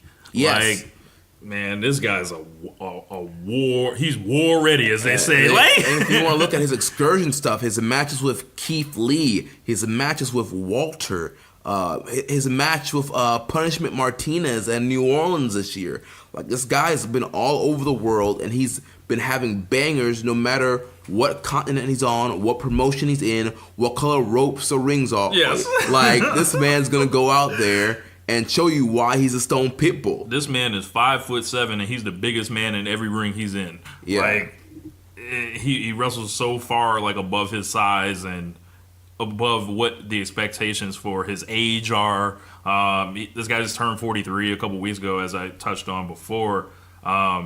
He's a dude that is so versatile, can brawl, can do athletic stuff, and he's an awesome seller, which actually is the underrated part of him getting this award. Yeah. Is because he knows when to sell for specific guys. Like, he can make Kota Ibushi look like an animal. He can make Suzuki's shit go off even better against him, because everybody knows he brings that ridiculous amount of credibility and toughness to the ring.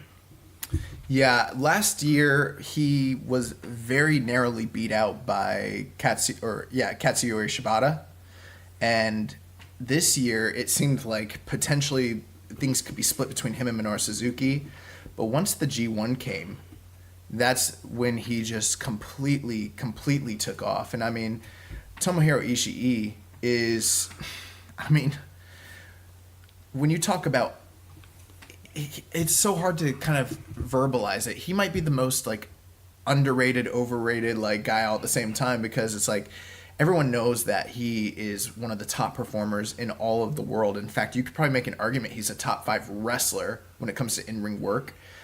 But then at the same time, his placement in the company, it's like they're just now starting to kind of truly get behind him after years and years and years of hard work. And it's this grittiness. It's that strong style that he brings to the ring. And like, anytime you fight him, like, you're gonna feel it. Yeah. You know what's the crazy thing though? I remember listening to Brian Alvarez talk about this, and he said that he's talked to people who've worked with Ishii, and they're like, it's like an easy night. Yeah, I heard him say that too. Like, he doesn't hurt anybody. Like, everything he does looks like it's killing you, and people are like, it's incredible. Like, he's so skilled that he looks like he is murdering you, and it's like a pillow. Like, you like nothing's happening, and it's like, what?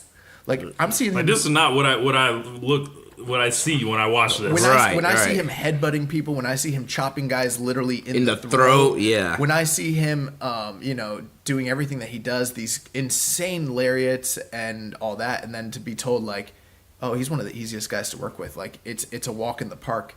It just goes to show you how talented and how skilled he is. But the thing with Ishii that I think is the biggest part is he makes you feel something. Like, you watch watch an Ishii match and tell me you don't get emotional or feel something, because the stories that he's telling, these vicious, violent stories that he tells, are so compelling. He's one of the most compelling and interesting, workers alive today. And as excellent as the other guys that were in this category were, he's on another level by himself. Yeah. Even from Suzuki. Even from Zack Sabre. Even from Kota Ibushi, who is a guy who can go into that mode but doesn't stay in that mode. Tomohiro Ishii is that mode. He wants to smoke 24/7. Yes. So yeah, I mean, I couldn't see it going for anybody else. All right, so congratulations, Tomohiro Ishii, the Carl Gotch Strong Style Award winner. So this is another category that I'm very excited about. Our Tag Team of the Year. Our candidates, Evil and Sonata of LIJ, the Golden Lovers, the Gorillas of Destiny, Kanemaru and El Desperado from Suzuki-gun, Roppongi 3K, and the Young Bucks. Coming in at third place with 306 points, the Good Christian Boys, the Young Bucks. Coming in at second place with 413 points, LIJ, Evil and Sonata. And your winner with 531 points, the Golden Lovers. Yes, sir. Yes.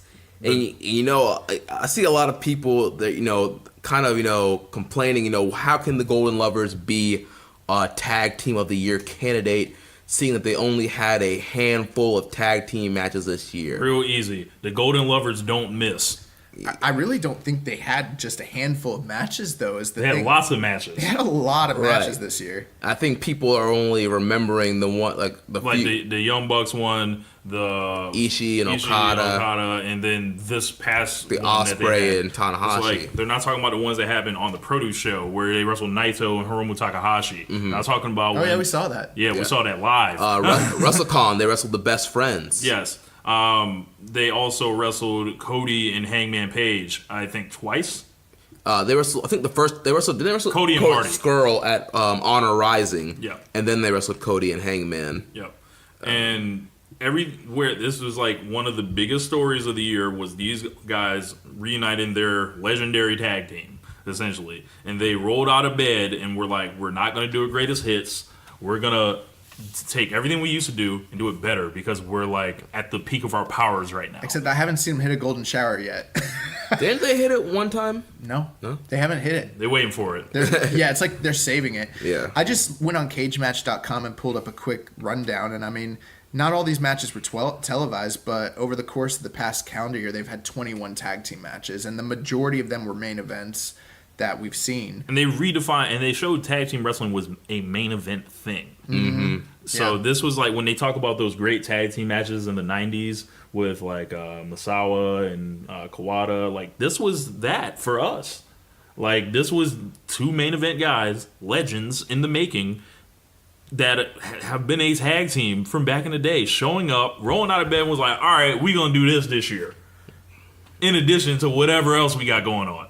In one sense, I would agree with that. I would say the matches are not anywhere near the same sort of, I don't want to say quality, because obviously these matches are incredible, but I mean, those All Japan matches are like 50-minute epics that like go on and on and on. So it's like it's hard to. It's a different thing. Like, it's a different thing. Yeah.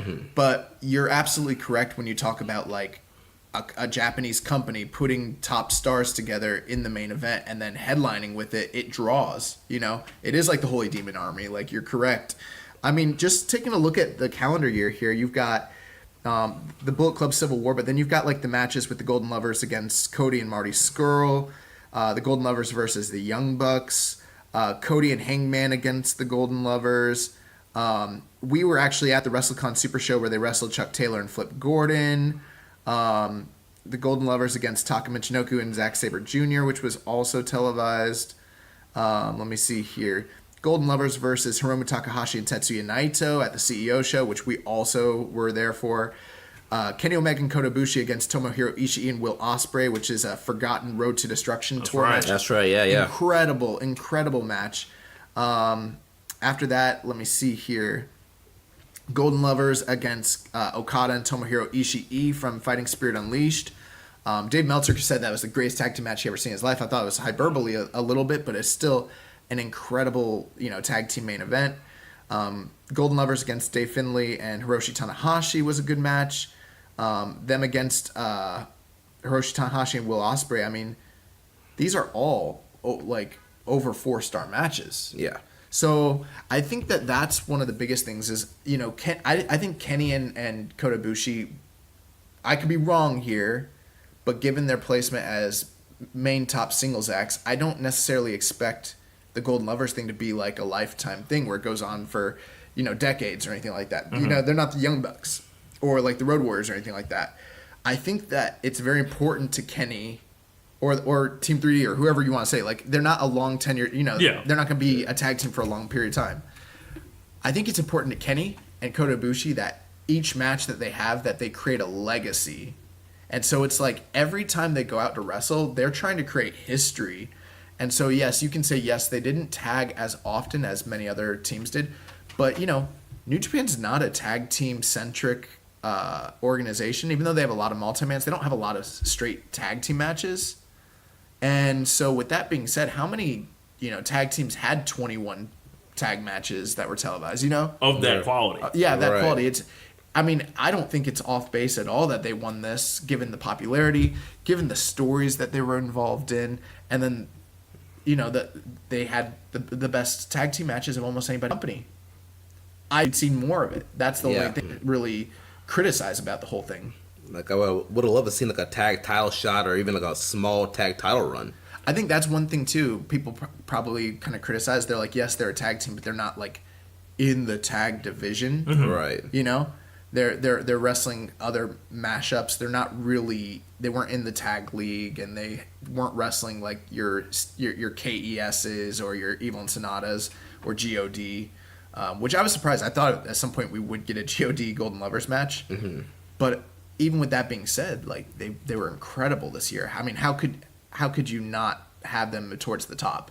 Exactly. I think I voted Young Bucks, though, to be honest with you. I voted Golden Lovers first and Young Bucks second. Same here. Last year, the Young Bucks won this. I think this is the first year in many publications where the Young Bucks were not considered the top team in New Japan. They came in third in our polls. Are you guys surprised by that? At first, a little bit I was, but then when you look back to after G1 Special in San Francisco, the Young Bucks were pretty much gone from New Japan. They didn't wrestle in the World Tag League, and so they just their impact, their footprint was just kind of gone the second half of the year. Here's my thinking behind it. I think pound for pound, no other team had as many great tag team matches as the Young Bucks, including the Golden Lovers. They did it as juniors. They transitioned to heavyweight. Put over God as good as you can. They had 2 awesome matches with Evil and Sonata, where they essentially were like, okay, we are the Rock and Roll Express now. Like the Roppongi 3K matches at the beginning of the year that people seem to forget about were awesome. Yeah, when you look at the God matches, the Roppongi 3K matches, the match with the Golden Lovers, and then the Evil and Sonata matches, plus the fact that they were the junior tag champs, as well as the 6-man tag champs, as well as the heavyweight tag champs, all in the same calendar year, when they were never supposed to go to heavyweight, I did find it problematic. I know that we're not really sitting here trying to criticize the awards, because Golden Lovers obviously have so much equity with the fan base. But I just was surprised, because last year when the Young Bucks won this award, I did not think they should have won it. You were kind of hot about that.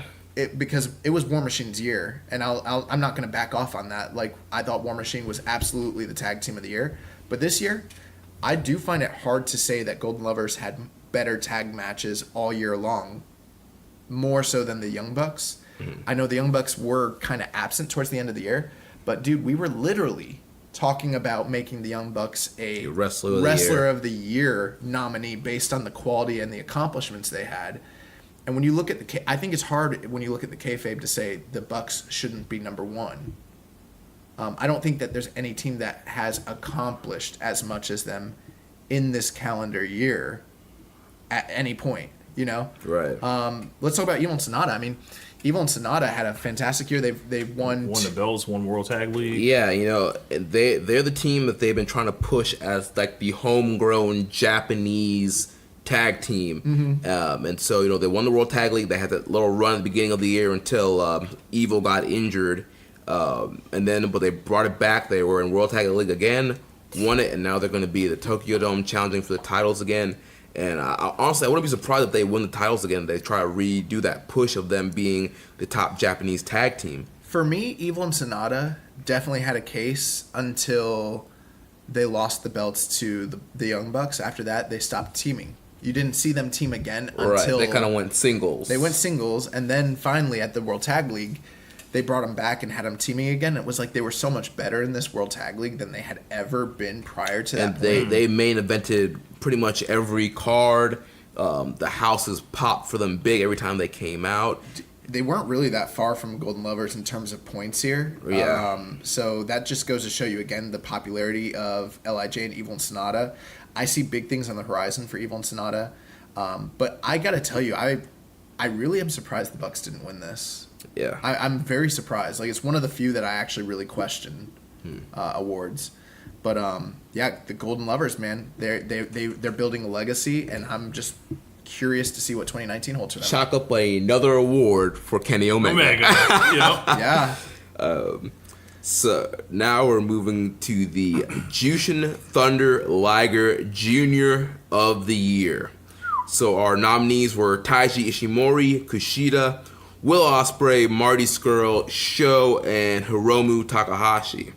So coming in third place with 252 points, the Bone Soldier, Taiji Ishimori. Coming in second place with 580 points, the Aerial Assassin, Will Ospreay. And your winner of the Jushin Thunder Liger Junior of the Year with 634 points, the Ticking Time Bomb, Hiromu Takahashi. Shocked. I'm shocked. I literally, it's not shocked in a sense where it's like this is wrong or undeserved, because I've analyzed and figured out that this probably is a deserved award. It makes sense to me, but I had this gut instinct with most of our awards. A lot of them, I just have a gut instinct most of the time this is what's probably going to win, and a lot of times it does turn out that way. I had a gut instinct that Will Ospreay was going to run away with this award. That was my general opinion. Evidently not. Yeah, I voted for Ospreay. Number one, the I feel like up to Dominion, like you're looking at the wrestler of the year Worldwide. Yeah. And regardless of division, whatever. And he never fell off. He only like kind of just went away because the G1 started, and then he was back after an injury and doing his thing against Taichi of all people. And he's transitioning out of junior, but I remember all those Will Ospreay title defenses were electric. Yeah. Hiromu definitely had a great run in the Best Super Juniors tournament, taking the belt off of Ospreay. I think some of it goes, to the injury. People were getting some of the simpy votes, but that's not to take, to diminish him at all. It's definitely between those two. I think Ospreay had a stronger case, but, folks said otherwise. Right, and the thing, Hiromu did have a fantastic first half of the year. His Best of the Super Junior run was phenomenal, but for me, it was like he got hurt and he was gone the rest of the year. Ospreay was still there and still having bangers for the remaining of the year and building on his resume. So for me, that's why I voted for Ospreay. But again, I see why people voted for Hiromu, and you can't discount Hiromu here. My initial reaction to this was that it was a similar case to the tag team situation last year, where the Young Bucks beat out War Machine, and I was like, there's no way they had a better year than War Machine. But because due to the popularity of the Bullet Club and the Elite and the Young Bucks, they got the popularity vote. That's what I thought last year, and I still think that. When I first saw this, I thought, there's no way Will Ospreay got beat by Hiromu Takahashi as great as he is. Then I started really analyzing it, and I realized there's a actually very compelling case that Hiromu was the top junior of the year. Because you have to think about a couple things here. One, we are not really putting a lot of emphasis on the things that they've done outside of New Japan. Will Ospreay, when you factor in everything he's done outside of New Japan, he's in the top 5 best wrestlers in the world, period. Wrestler of the year across all companies. You have to have that. If you're not discussing him in that you're out of touch. Yeah. But when it comes to the junior matches, I feel like one of the reasons why there's a perception that he was the top junior is what Rich was saying. He was in the co-main event spot in almost all those big early shows. With Hiromu, though, you have to remember that 3 of those matches that Will Ospreay had that were big title matches, Hiromu was in those matches with him. The 4-way at Wrestle Kingdom, the match that they had at New Beginning, or was it New Beginning? Was it New? Yeah, it was. It might have been New Beginning, and then Dominion. And then Dominion. But then, when you look at Hiromu's Best of the Super Juniors run, I think it is an understatement to say, oh, he had a great run, when you have to actually realize he had nothing but above 4-star matches with every single person in the whole tournament. And when you compare that to Will Ospreay's run in Best Super Juniors, it was nowhere near that. Right, because Ospreay was in that A block that was, not as great as the B block. And Hiromu was in there with guys like Kushida, Hiromu, with Taiji, and, or not Taiji, Marty, Dragon Lee. Show. Yeah. Will Ospreay was headlining all the A shows and having like 3.5 to 4-star matches with everybody, while Hiromu was having 4.5 to 5-star matches with everybody the whole tour. Yeah. It was legendary what he did.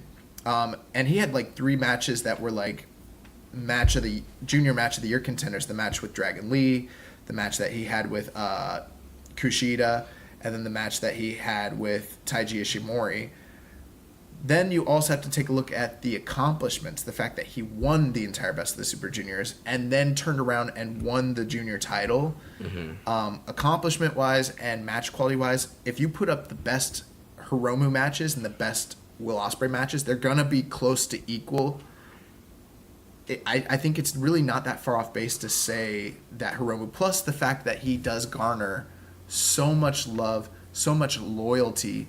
He is he was going to be a breakout superstar. He was literally a guy who was right on the edge of being a top guy in New Japan. With Will Ospreay, you could say after, July, Hiromu's gone. But what did Ospreay really accomplish after that? He had one match that was great. It was the match with Marty Skrull. that's it. It's not like he was there half the year killing it while Hiromu was injured. He doesn't have a body of work after July either, really, to compare, except for the one Marty match, which is fantastic. I don't think that when you really put it into those perspectives, that it's that far off base. I think it makes a lot of sense why Hiromu won this. Mm-hmm. He had as many, if not more, good matches as Will Ospreay had in New Japan. Yeah, I think for us, it's sometimes hard because, we see Ospreay all over the place.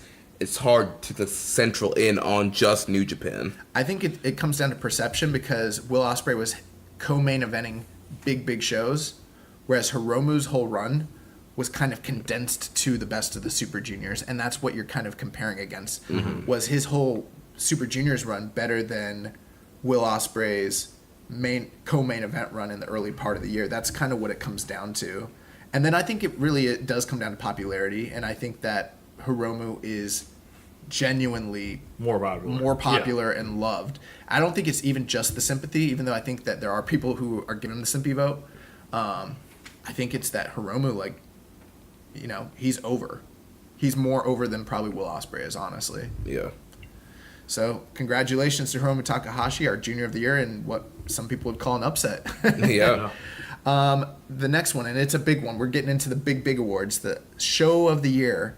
Wrestle Kingdom 12, New Beginning in Osaka, Sakura Genesis, Best of the Super Juniors Night 13, Dominion, G1 Special in San Francisco, G1 Climax Night 4, Night 14, the G1 Climax B Block Finals, and Fighting Spirit Unleashed. Coming in at third place with 171 points, the G1 Climax B Block Finals.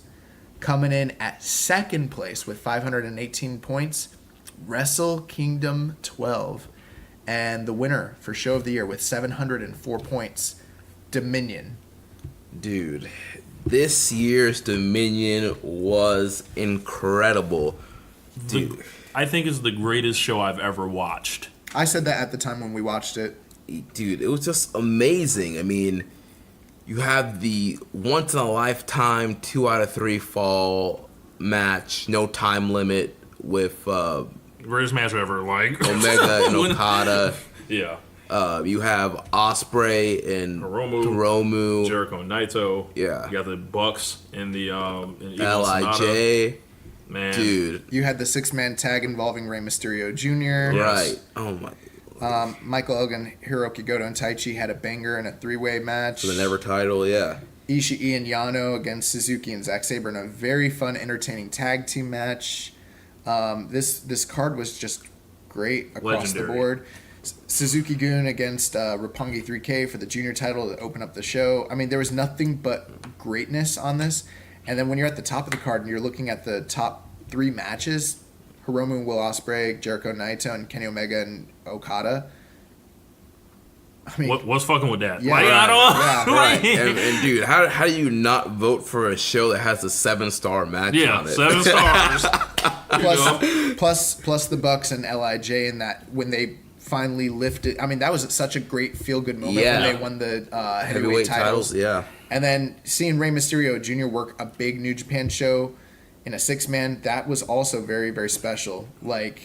He came out with the lion mask, the lion mark mask. Yeah, dude. It was just a very special night. We had the Harold May. Yes, the video. The promo video. Yes. He ran to the ring like a mark. But this was like a 4-hour show that felt like it was like 2 hours. Yeah. And one match is over an hour, and it is pretty much unquestionably. I mean, the general consensus. You can disagree with it if you want, but when you talk about how great something is, you have to get a consensus, and that usually will dictate what the idea is. And the general consensus across most people that watch wrestling is that this is the greatest wrestling match that ever happened, thus elevating the show. Unless you're one of those loons that are on Twitter saying that I'm not even going to get into what they said. Thus elevating this show to legendary status. So I mean, Wrestle Kingdom is generally what you would think of as being like the show of the year, but it was outdone by Dominion this year. Yeah. I don't have a problem at all with that voting. They it's important not to forget how good Wrestle Kingdom 12 was, because they have 6 quality matches on that show, maybe even more. It's such a good show, and it wasn't in the same league as Dominion. And Dominion does not get the hype, the notoriety, or the promotion that Wrestle Kingdom does. That tells you how good Dominion had to have been to have beaten Wrestle Kingdom in these awards. It's basically like someone being like SummerSlam was better than WrestleMania. Yeah. Right. So Dominion, Show of the Year. So now we're going on to the Match of the Year. Nominees: Omega Jericho, Wrestle Kingdom 12, Young Bucks vs. Golden Lovers, Strong Style Evolved, Tanahashi vs. Okada, Wrestling Dantaku, Omega vs. Okada Dominion, Omega vs. Naito from G1 Day 2, Ibushi vs. Ishii from G1 Day 10, Omega vs. Ishii from G1 Day 14, Omega vs. Ibushi from the G1 B Block Finals, Tanahashi vs. Ibushi from the G1 Finals, and Tanahashi vs. Okada from Destruction in Kobe. So, your third place winner with 166 points, Young Bucks vs. Golden Lovers from Strong Style Evolved. The second place winners with 303 points is Tanahashi vs. Ibushi from the G1 Climax Finals. Then your winner and Match of the Year for 2018 with 710 points, Kenny Omega versus Kazuchika Okada from Dominion. It's the greatest match of all time. The end of a 18-month chase for Omega on Okada, the end of Okada's legendary championship run. When it was over, there was one single Rainmaker bill on that famous shot. All that's left after what is essentially a movie. If you watch the video package, the entrances, the match, and then the post match, with Omega reuniting with the Bucks, who he had been estranged from for months and months. I forgot about that. And then Kota Ibushi is seconding him the whole time. This was not a match. This was a movie. Yeah, dude. New Japan is so great with their storytelling and their camera work on just certain shots they catch.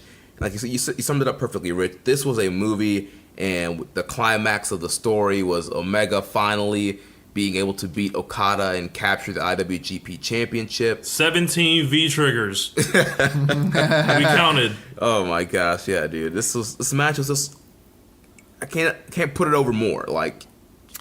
It's just so incredible that these two guys have had 4 matches. Every single one of them in different ways are worked differently, tell a different story, but still hold the same level of excellence when it comes to in-ring work, when it comes to storytelling, when it comes to, emoting emotion out of the viewer. And this was the masterclass. This match summarized all the different various stories that had been told through the different matches that they had the year prior, and called back to them in beautiful and intelligent ways, to where you as the viewer were treated and congratulated and respected for having watched the earlier matches. It's one of the most complete wrestling tales that you will ever see. It's one of the most impressive athletic feats from any two wrestlers I have ever seen. It's a 60-minute match where they don't fuck off. They're not sitting there doing, I'll tell you, for instance, one of my favorite all-time matches is Nick Bockwinkel and Kurt Hennig from 1986. And that's an hour-long match. And it's one of my favorite, hour-long draws. But most hour-long draws are going to involve some level of rest hold, some level of powdering, some level of ways to conserve their energy, because they just have to. That's kind of what you're getting. With this, it was literally balls-to-the-wall action, non-stop for over an hour plus. It never, ever, ever stopped. And you genuinely, we assumed Kenny was probably going to win this, but man, we didn't know. You're on the edge of your seat the whole time. Yeah. The whole time. This match is incredible. Dude, yeah. They not only broke the star system again,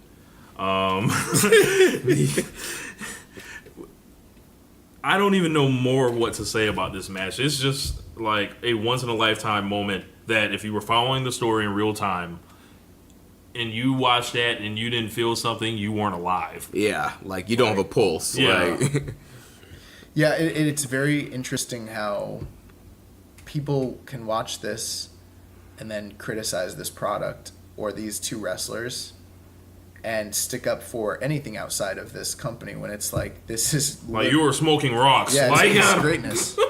I just remember that moment in the match where like Okada's gonna go for the Rainmaker and Kenny just falls to his knees and just hits the mat, and I'm like, oh my goodness, like the storytelling is just so incredible in this match. yeah, amazing. So 7 stars. this is gonna bring us to the Antonio Inoki Wrestler of the Year. Oh, you guys named it now. Yeah, it's always been named. We just didn't have it on the ballot. Gotcha. The nominees: Kota Ibushi, Tomohiro Ishii, Tetsuya Naito, Kazuchika Okada, Kenny Omega, Will Ospreay, Hiroshi Tanahashi, and Zack Sabre Jr. Coming in at third place with 260 points, the Stone Pitbull Tomohiro Ishii. Coming in at second place with 283 points, the Rainmaker Kazuchika Okada. And your winner of the 2019 2018. 2018 Keeping It Strong Style Antonio Inoki Wrestler of the Year Award. The cleaner, the best bout machine, Kenny Omega. Chalk up another one for Kenny. Dude, Kenny Omega was on fire this year. This was an incredible year. You start at Wrestle Kingdom 12 with Omega Jericho, Alpha vs. Omega, that crazy feud we thought we would never see. They have an amazing match for the IWGP US title at Wrestle Kingdom 12, and then he just goes off from there. We talked all about Dominion. Golden Lovers. The Golden Lovers. You want to look at his G1 Climax this year. 4.2 average. He was in that incredible B block and had amazing matches. That he's a champion. He's main eventing all these U.S. shows on the Western expansion. Like, it's a real bad day for all these people that come out here on this fuck Kenny Omega, he's bad for New Japan bullshit. This man has taken the sport by storm this year. Like, just when you think he was, like, for me last year, and I'm in the minority, I thought he was the Wrestler of the Year last year too. He had more 5-star matches, than Okada. That's neither here or there. But this is like the culmination of not only last year, but the year before that. He built up to this point where it's undeniable at this point. If you are coming out here and disrespecting this man for his craft, for how he puts the matches together, or you have some other weird reason that you think he's ruining your precious New Japan, you can go to hell. Like, that's what these votes are telling you. That this man is a draw. This man is an amazing wrestler. This man is a once-in-a-lifetime athlete in this sport. What more does he have to do for your respect at this point? You don't gotta like it, but you better learn to live with it. Yes. Diamonds are forever, and so is Kenny Omega. This dude just cleaned up on the awards poll. The cleaner. If you haven't been keeping he had track... 6 matches in Match of the Year, I think. If you haven't been keeping track, he is your Wrestler of the Year. He was involved in the Match of the Year. He headlined the Show of the Year. He was in the Tag Team of the Year. And the Gaijin of the Year. And he was our Gaijin of the Year. Oh, my God. And, this was up to you guys. Yeah. This is not just me, Josh, and Rich voting. We had 302 people that voted in this Excursion Match of the Year. Yeah. and he was involved in the Excursion Match of the Year. Like, this is a general consensus of the people who listen to our show and people who watch New Japan that Kenny Omega is the Wrestler of the Year. Here's the thing, okay? Last year, Okada won the Wrestler of the Year, right? Yeah. People had criticisms about Okada. Some of those criticisms were correct. It didn't diminish the fact that the dude was the Wrestler of the Year. This year, people have criticisms about Kenny. And guess what? Some of them are valid. But no one's perfect. If you expect your wrestler of the year to literally be this infallible, sports figure, then you're going to be sorely disappointed. But to think that your criticisms of him diminish his accomplishments as a performer, then you're wrong. At this point, you're rooting for laundry. Like you're mad that he was the man to beat Okada for the championship, and not your favorite wrestler. You're mad that he has the elite, like, in that whole thing about to get going, and he's still like, business is as strong as it ever was. The company's not going into dire straits with putting him on top. People got a lot of stuff they need to address within themselves about their dislike towards Kenny Omega. Yeah. I got questions about some of the character direction. I've got questions about some of the character work and storylines and stuff. But the bottom line is, you can take any of these guys on this list. I don't care who it is. I don't care. Give me your Kota Ibushi's. Give me your Tomohiro Ishii's. Give me your Okadas. Give me your Tanahashi's. Let's do a match rating side by side with Kenny Omega.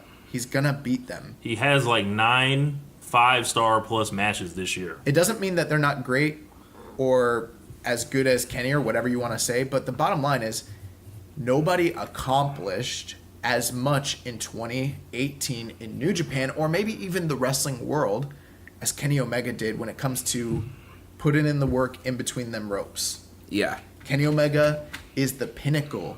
He is the signature of excellence. He is the highest quality of wrestler. He's the best big match wrestler alive today. He just is. And so you can have problems with a lot of things that he's done, but I mean, look at what he did. Look at his match output. Working a limited schedule, by the way. He only had 55 matches in New Japan, I believe, this year. The best spout machine is not just a gimmick. It's not just a nickname. Like, he really is. Did you see how he walked into during the entrance for Dominion? When he came out there and he was shredded and just chiseled. Like, he looked like a junior again, damn near. Yeah. Like, this man is. It's crazy, like, how athletic he is and, like, the type of training that he does. Because it's like, when you walk up on him, you see Omega in person, he's fucking jacked. Yeah. Yeah. And it's like, but he's small, but he's quick. He's an explosive athlete. He's not the most dynamic athlete that I've ever seen. Like, I think Ricochet is a better athlete. I think Kota Ibushi is a better athlete than Omega. But when it comes to being spectacular, he has no equal. Like, he's just a spectacular performer in any way that you slice it. Long matches. His endurance is incredible. Yeah, and he's extremely versatile. If Kenny Omega wants to come out and do a comedy match, he will excel at it. If he wants to come out and tell a 1-hour epic in the Sumo Hall, he can do that. If he wants to have a brawl with Jericho and be in a blood feud, he can do that. If he wants to have a tag team spectacular with the Young Bucks, he can do that. There's nothing he can't do. If he wants to have a strong style fight with Ishii in the G1, he's going to do that. Or if he wants to tell a tag team epic and make Will Ospreay look like he belongs with heavyweights, he can do that. Kenny Omega has been excellent this year. Anything you ask him to do, he's excelled at. Yeah. So, I don't know what more we can say, man. He's the man. Yes. Kenny Omega, the 2018 Keeping It Strong Style Wrestler of the Year. And I got to tell you guys, too, every single guy that's on this ballot, we could sit here and talk about ad nauseum how great of a year all these guys have had. All these guys. All these guys. Yeah. But the bottom line is, there is no realistic argument against Kenny Omega that I think is worth even having a discussion about. I don't think having a discussion about Okada or Tanahashi or Ospreay or Ishii or even Ibushi is valid in the light of Kenny Omega's resume. I just don't. And you guys know, I'm not the biggest Omega mark in the world. That you'd have to put me in the Tanahashi category. I love Tanahashi. I like Kenny Omega, but it would be unrealistic to say that anybody here has a valid argument against Kenny Omega. It'd be irresponsible. They just don't. They just don't. So yeah, that's what it is. He's the wrestler of the year. And you know what's crazy? I thought he had a better year Last year. Yeah. Like, and I had this conversation with Josh probably about 3 months ago. I was like, Omega's been 99% as good as he was last year, and I think people tried to throw Ross at the throne, but they couldn't throw him far enough. Yeah. So that's your results for the Keeping It Strong Style 2018 year in awards. Congratulations, y'all. We want to thank everybody that voted in this year's award. Your voice was heard. We'd love your feedback on what you thought about all the winners, and maybe you thought maybe somebody should have won in a different category or something like that. We want to hear all your feedback from the winners of the awards. Although, keep in mind, you have to argue with 300 people, 300 voices. So don't turn around and be like Josh and Jeremy. It ain't us. Yeah. We just put it out there. Y'all, it's y'all. Yeah. Y'all did this. Y'all did this. All right, so we're going to jump into the news real quick and kind of touch on some of these news stories that's been going on. On NJPW1972.com, there was a special Wrestle Kingdom 13 interview with Kenny Omega. He had some choice words for Hiroshi Tanahashi, and he seems like he wants us to be prepared to see our hero fall. Yeah. Man. Yeah. He ain't playing with it. I listened to that, or read that, also the Rolling Stone interview that he just did leading into Wrestle Kingdom. So it's that time of the year where they're starting to do a lot more press, but he did have like some statements regarding one thing that stood out to me was he was talking about how there's other guys who have all this goodwill with New Japan fans and like the Smarks, and he was talking about like Finn Balor, and he's talking about Shinsuke Nakamura, and he's talking about AJ Styles, and he's like, these dudes have all this goodwill and y'all hating on me. And I fucking stayed. And he's like, and I stayed, they left, and you want them to come back when I raised this company up. And he was like, the reason all these dudes have paychecks, the reason that all these dudes are drawing is because of me, but I'm the one who's killing New Japan. Mm-hmm. Very interesting. Yeah, except for he had a lot more explicit and derogatory remarks beyond that. Yeah. I also heard him on Twitch. He was talking about like the Tanahashi fans, and he's like, all these guys, they come out, he's like, on Twitter or on Twitch, I'll be playing a video game, he's like, and they decide they want to like at me, and he's like, and basically say like, oh, I heard that, you're a racist, or, against Japanese wrestlers, or I heard you're a pedophile, talking about like the Chase and Rance thing. Oh my God. And he was like, and the problem is, he's like, if I respond to this stuff and I'm like, no, that's crazy, I'm not, they're like, oh, Kenny has such thin skin. Yeah, yeah. He's like, so literally, I can't play a video game in peace, and then they're bombarding me, and then I respond to it, and then all of a sudden it's like, oh, I'm attacked. Yeah, I'm a vanity searcher. And Yeah. he's like, this is ridiculous. He's like, Crazy, bro. Psychos is out there to get Omega. Like, Yeah. And like you mentioned, Josh, he was also in Rolling Stone. He was also on the cover of Rolling Stone, had that GQ photo shoot looking on there. yeah, man. Apparently, it looked like they drew his eyebrows on or Yeah, something. Like, yeah, I don't man. know what happened with that. Made him look like eyebrows on fleek ref. Yeah. I actually was listening to the Wilfred Watches podcast, part of the Social Suplex podcasting network, and he had one of the French commentators for New Japan Pro Wrestling. And during the Wilfies, which is Wilfred Watches award shows, Omega had won both the most overrated wrestler of the year as well as wrestler of the year. And he was asking him, he's like, what do you think of that distinction, that there's a section of the fan base thinks he's overrated, but he's also the wrestler of the year?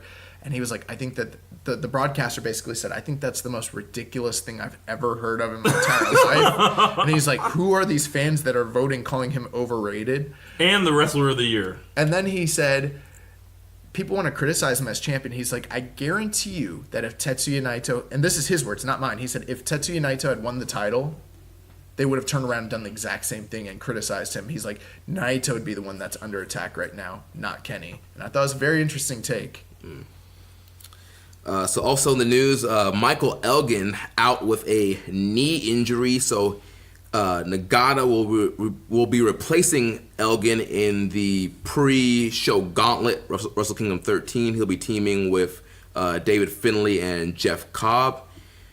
You want to know an interesting thing about that gauntlet match? We're going to discuss it when we do our preview, but have you thought about the fact that you've got Yano from Chaos, Taguchi from Taguchi Japan, and then Makabe from GBH all teaming up? 3 guys from 3 separate factions. Yeah. Oh, it does seem like we got to get everybody on the show that matters. We gonna break this. Not really. There's a lot of people. It's part of the story. Yeah. Yeah, it's interesting. Very interesting. New Japan, they're running a Wrestle Kingdom 13 prediction contest on Twitter. The rules for it is on NJPW1972.com. The winner gets a Wrestle Kingdom 13 premium t-shirt. Chris Jericho recently released a video cutting a promo on Naito, building up their Wrestle Kingdom match. Kind of the big statement there. He said that Wrestle Kingdom 13 will be the last night of Naito's career. He's trying to put him out of the business. Yes, Yeah. send him home forever. The New Beginning in USA, tickets went on sale this past weekend.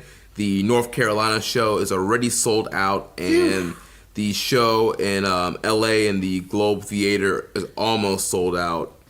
Only a few more tickets are left for that show. They only have standing room balcony seating still available. Who knows if that's still the case at this point. That's probably going to go soon. Kevin Kelly did come out on Twitter and say that more tickets are going to be released for the North Carolina show, but not right now. Yeah. So there is a chance that they'll be expanding the seating, and that's a good sign for them because There's a demand there. yeah. So, I mean, that's awesome. I don't think that these are super big shows. I think they're only doing like 1,000 seats or something like that. But still, that's awesome that they're selling out. So that's really, really, I mean, fast too. Yeah. New Japan Pro Wrestling was featured in the largest English language newspaper in Japan, the Japan Times. The article features interviews with Kenny Omega, Hiroshi Tanahashi, and the New Japan Pro Wrestling president, Harold May. New Japan just recently released the New Japan Cup poster. Interesting thing, there is no Kenny Omega on this poster, guys. No ZSJ. Yeah, there's no Gaijins at all on the poster. No. Except Jay White. Jay White is one of the top 4 people on the I missed that, yeah. Although Kevin Kelly did come out and say that these are not the people in the New Japan Cup, it's just a promotional poster, but very interesting that there's no elite affiliated wrestlers on it whatsoever. No Marty, no Cody, no Hangman, no Bucks, nobody. Yeah.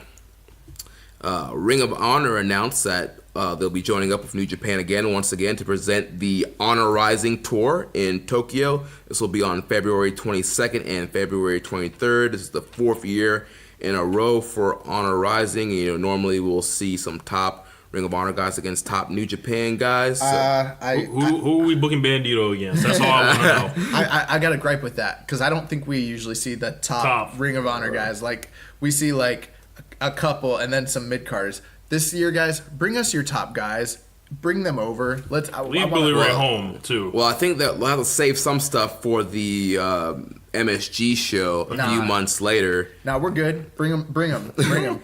We need something to set up that MSG show. True. Bring your top Big guys. angle.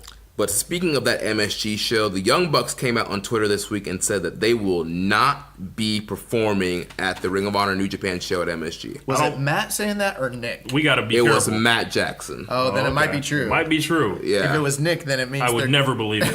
Right. If it was Nick, then it means they're definitely going to be on the show. And they're probably in the main event or something like that. But do you guys think that this is since Cody's not on the show, Bucks aren't on the show, does All Elite Wrestling have a show planned? Yes or no, do you think? And this was my original thought when NXT moved to Friday. Right. I thought someone somewhere had some type of information They in caught WWE wind, yeah. and was like, we're going to go to the Friday. So that leaves only one real day for them to run anything, and that would be like Thursday or Saturday during the day. Or they could run head-to-head. Or they'll have to go head-to-head and find a building. Yeah. I don't know. We don't know anything. It's not impossible. I mean, it's pro wrestling in 2019, so anything is possible. I do think that it's a really quick turnaround for them to basically announce the idea of a promotion, and then suddenly they've got a WrestleMania weekend show. We don't know any details, so It's possible. I don't think it's likely, but if it came out, I wouldn't be that surprised. Yeah. The only one thing for me, it's like there are so many promotions there that weekend and so many buildings are already booked. Like, Yeah. Is there any other building that's open that weekend that they could get? Maybe there is, and maybe they already have it booked and they have like a. I mean, there's a lot of arenas in New York. Yeah. There really are, so it's possible. Yeah. So yeah, we'll keep our eyes out on that story. The Lions Break Project show, that happened in California, they're finally up on New Japan World. Also up on New Japan World and YouTube, History of Chaos Part 2 is up, and History of the Bullet Club Part 3 is up. And speaking of the Those book, videos are better now. yeah, They're getting better than they were when they I'm first really started. enjoying the Chaos ones. yeah, so much backstory that I didn't realize. Yeah. Speaking of Bullet Club, Tama Tonga came out on Twitter and said that Jay White is the leader of the Bullet Club. So Tama Tonga out here switching up. I thought it wasn't no leader. Right It's after Bullet Club? we're all the leader, we're all Yeah. equals, and now he's saying that Jay White is the leader. They putting that boy over hard. How about, did you see him put that tweet out where he was like, 2019, we're going to do this again? And he tweeted Guns and Gallows and was like, y'all ready to do this? Yeah. So rumors of Machine Gun Carl Anderson and Luke Gallows coming back to New Japan. They might as well. Right. They ain't doing shit. Another video that went up was the series The Wire. They took a look at the rivalry. I love The Wire. Between Same here. Ishii. Look at the rivalry between Ishii and Zack Sabre Jr. Got their big match coming up at Wrestle Kingdom. Yuji Nagata, he was voted in the Wrestling Observer Newsletter Hall of Fame. Yeah. He also signed a new contract with New Japan Pro Wrestling. So Nagata not hanging it up anytime soon. Doesn't need to, quite frankly. Yeah. Ring of Honor has announced that Bandito and Mark Haskins will make their debuts at the January events. So be on the lookout for those guys. This week, also on Twitter, Okada posted about an Okada cruise. Now, Is it real? It's real. It's real. It's not a real cruise, though. From what I've gathered, it's not a real cruise. It's like going to be a short dinner tour in like the Tokyo Bay or like the harbor. It's like a booze cruise, basically. it's like one of those little like Starlight, Yeah. cruise Gotcha, kind I of know what you're gimmicks. saying. Yeah. Like you have dinner on it. You're right. It's a right. dinner Yeah, cruise. yeah. But it's hilarious. Yeah. There are people that think that this whole thing is to set up Okada That's and me, Jericho. sir. That was me, sir. So my theory was like Jericho feels like he has the cruise game on lock, and Okada he somehow caught wind of this, and that's the setup. Well, I think that leads us to the next news story, actually. Yeah, so Jericho has announced his second cruise, second wave. No dates yet. You can sign up on his website to get information on when the cruise will be and location, all that stuff. But the first Jericho cruise was a big success, and so he's doing it again next year. They said everyone had fun. You didn't hear any bad stories coming out of it. You know, a lot of people were down on this thing before it ever happened. Dude, it's gonna be a bunch of I funky. kind of want to go. Yeah, they were like, it's gonna be a bunch of funky, Bullet Club fans and stuff like that. And that generalization is like kind of like mean spirited. Yeah. And it's like all the reviews I heard from this thing, it was fun wrestling, fun music, of course the cruise atmosphere, no incidents at all. This is a bunch of people having a good time. What's wrong with that? Yeah, and the matches, they had some good matches on there. I mean, the Alpha Club versus Bullet Club match was a lot of fun. So yeah, I'm looking forward to see where they'll be for next year and what's going to happen. All Elite Wrestling, they applied for another trademark recently, Fight for the Fallen. So who knows what that means? Maybe it's a pay-per-view or a stable. Who knows what it's going to be? But they applied the trademark for that. And then the last thing I have here in the news, not really New Japan related, but we've been kind of following the story of Pac. For OTT Homecoming on February 17th, he will be going against Walter for the OTT Championship. Yep. What a match. I'm very, very, very excited about that. There was one thing I wanted to point out. There's a really cool post on Reddit right now. You can find it. The Reddit user, unique_Reddit_user, posted the New Japan Workers in 2018 statistics. and he broke down the different match records and match statistics of every single person involved in wrestling in New Japan. Very eye-opening. For instance, like Bushi has worked more matches than any other individual in New Japan this past year, which like you wouldn't normally think of him as like a workhorse, right? You know? And everybody hates him. Been in a million tag team matches probably. Yeah. You know, out of all the singles guys, though, the person involved in the heavyweight division, the person that's involved in the most worked matches as a heavyweight wrestler was Okada. Not surprised, yeah. Yeah. All right, so that's gonna wrap things up for us. Next week we'll be back with for our preview and predictions for Wrestle Kingdom 13. So make sure you check that out, and make sure you connect with us on social media. On Twitter, the show is at KI Strong Style. You can follow Social Suplex at Social Suplex. I'm at Jeremy L. Donovan. Rich is at Rich Latta 32. On Facebook, or facebook.com/Social Suplex. You can also join us in the Wrestling Squared Circle Facebook group, facebook.com/group/Wrestling Squared Circle. On Reddit, I am the Pro Black Guy. Josh is Keeping It Strong Style. Rich is Rich Latta 32. You might see me in the comments saying Ichiban every week. You can email me, Jeremy at socialsuplex.com. If you have any questions for the show or want to be involved with Social Suplex, make sure you check out all the other shows on the Social Suplex Podcast Network. Rich here hosts One Nation Radio alongside James Boyd.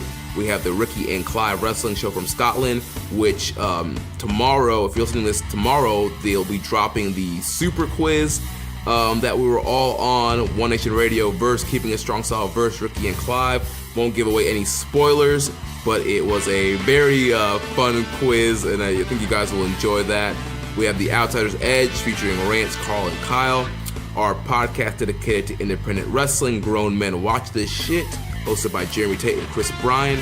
And we also have Wilfred Watches and the Omega Luke Wrestling Podcast. So don't forget to subscribe, leave a rating and review. And until next time, goodbye and good night. Bang! Kenny Omega's a Wrestler of the Year. Thank you for listening to Keepin' It Strong Style. We'll see you next time.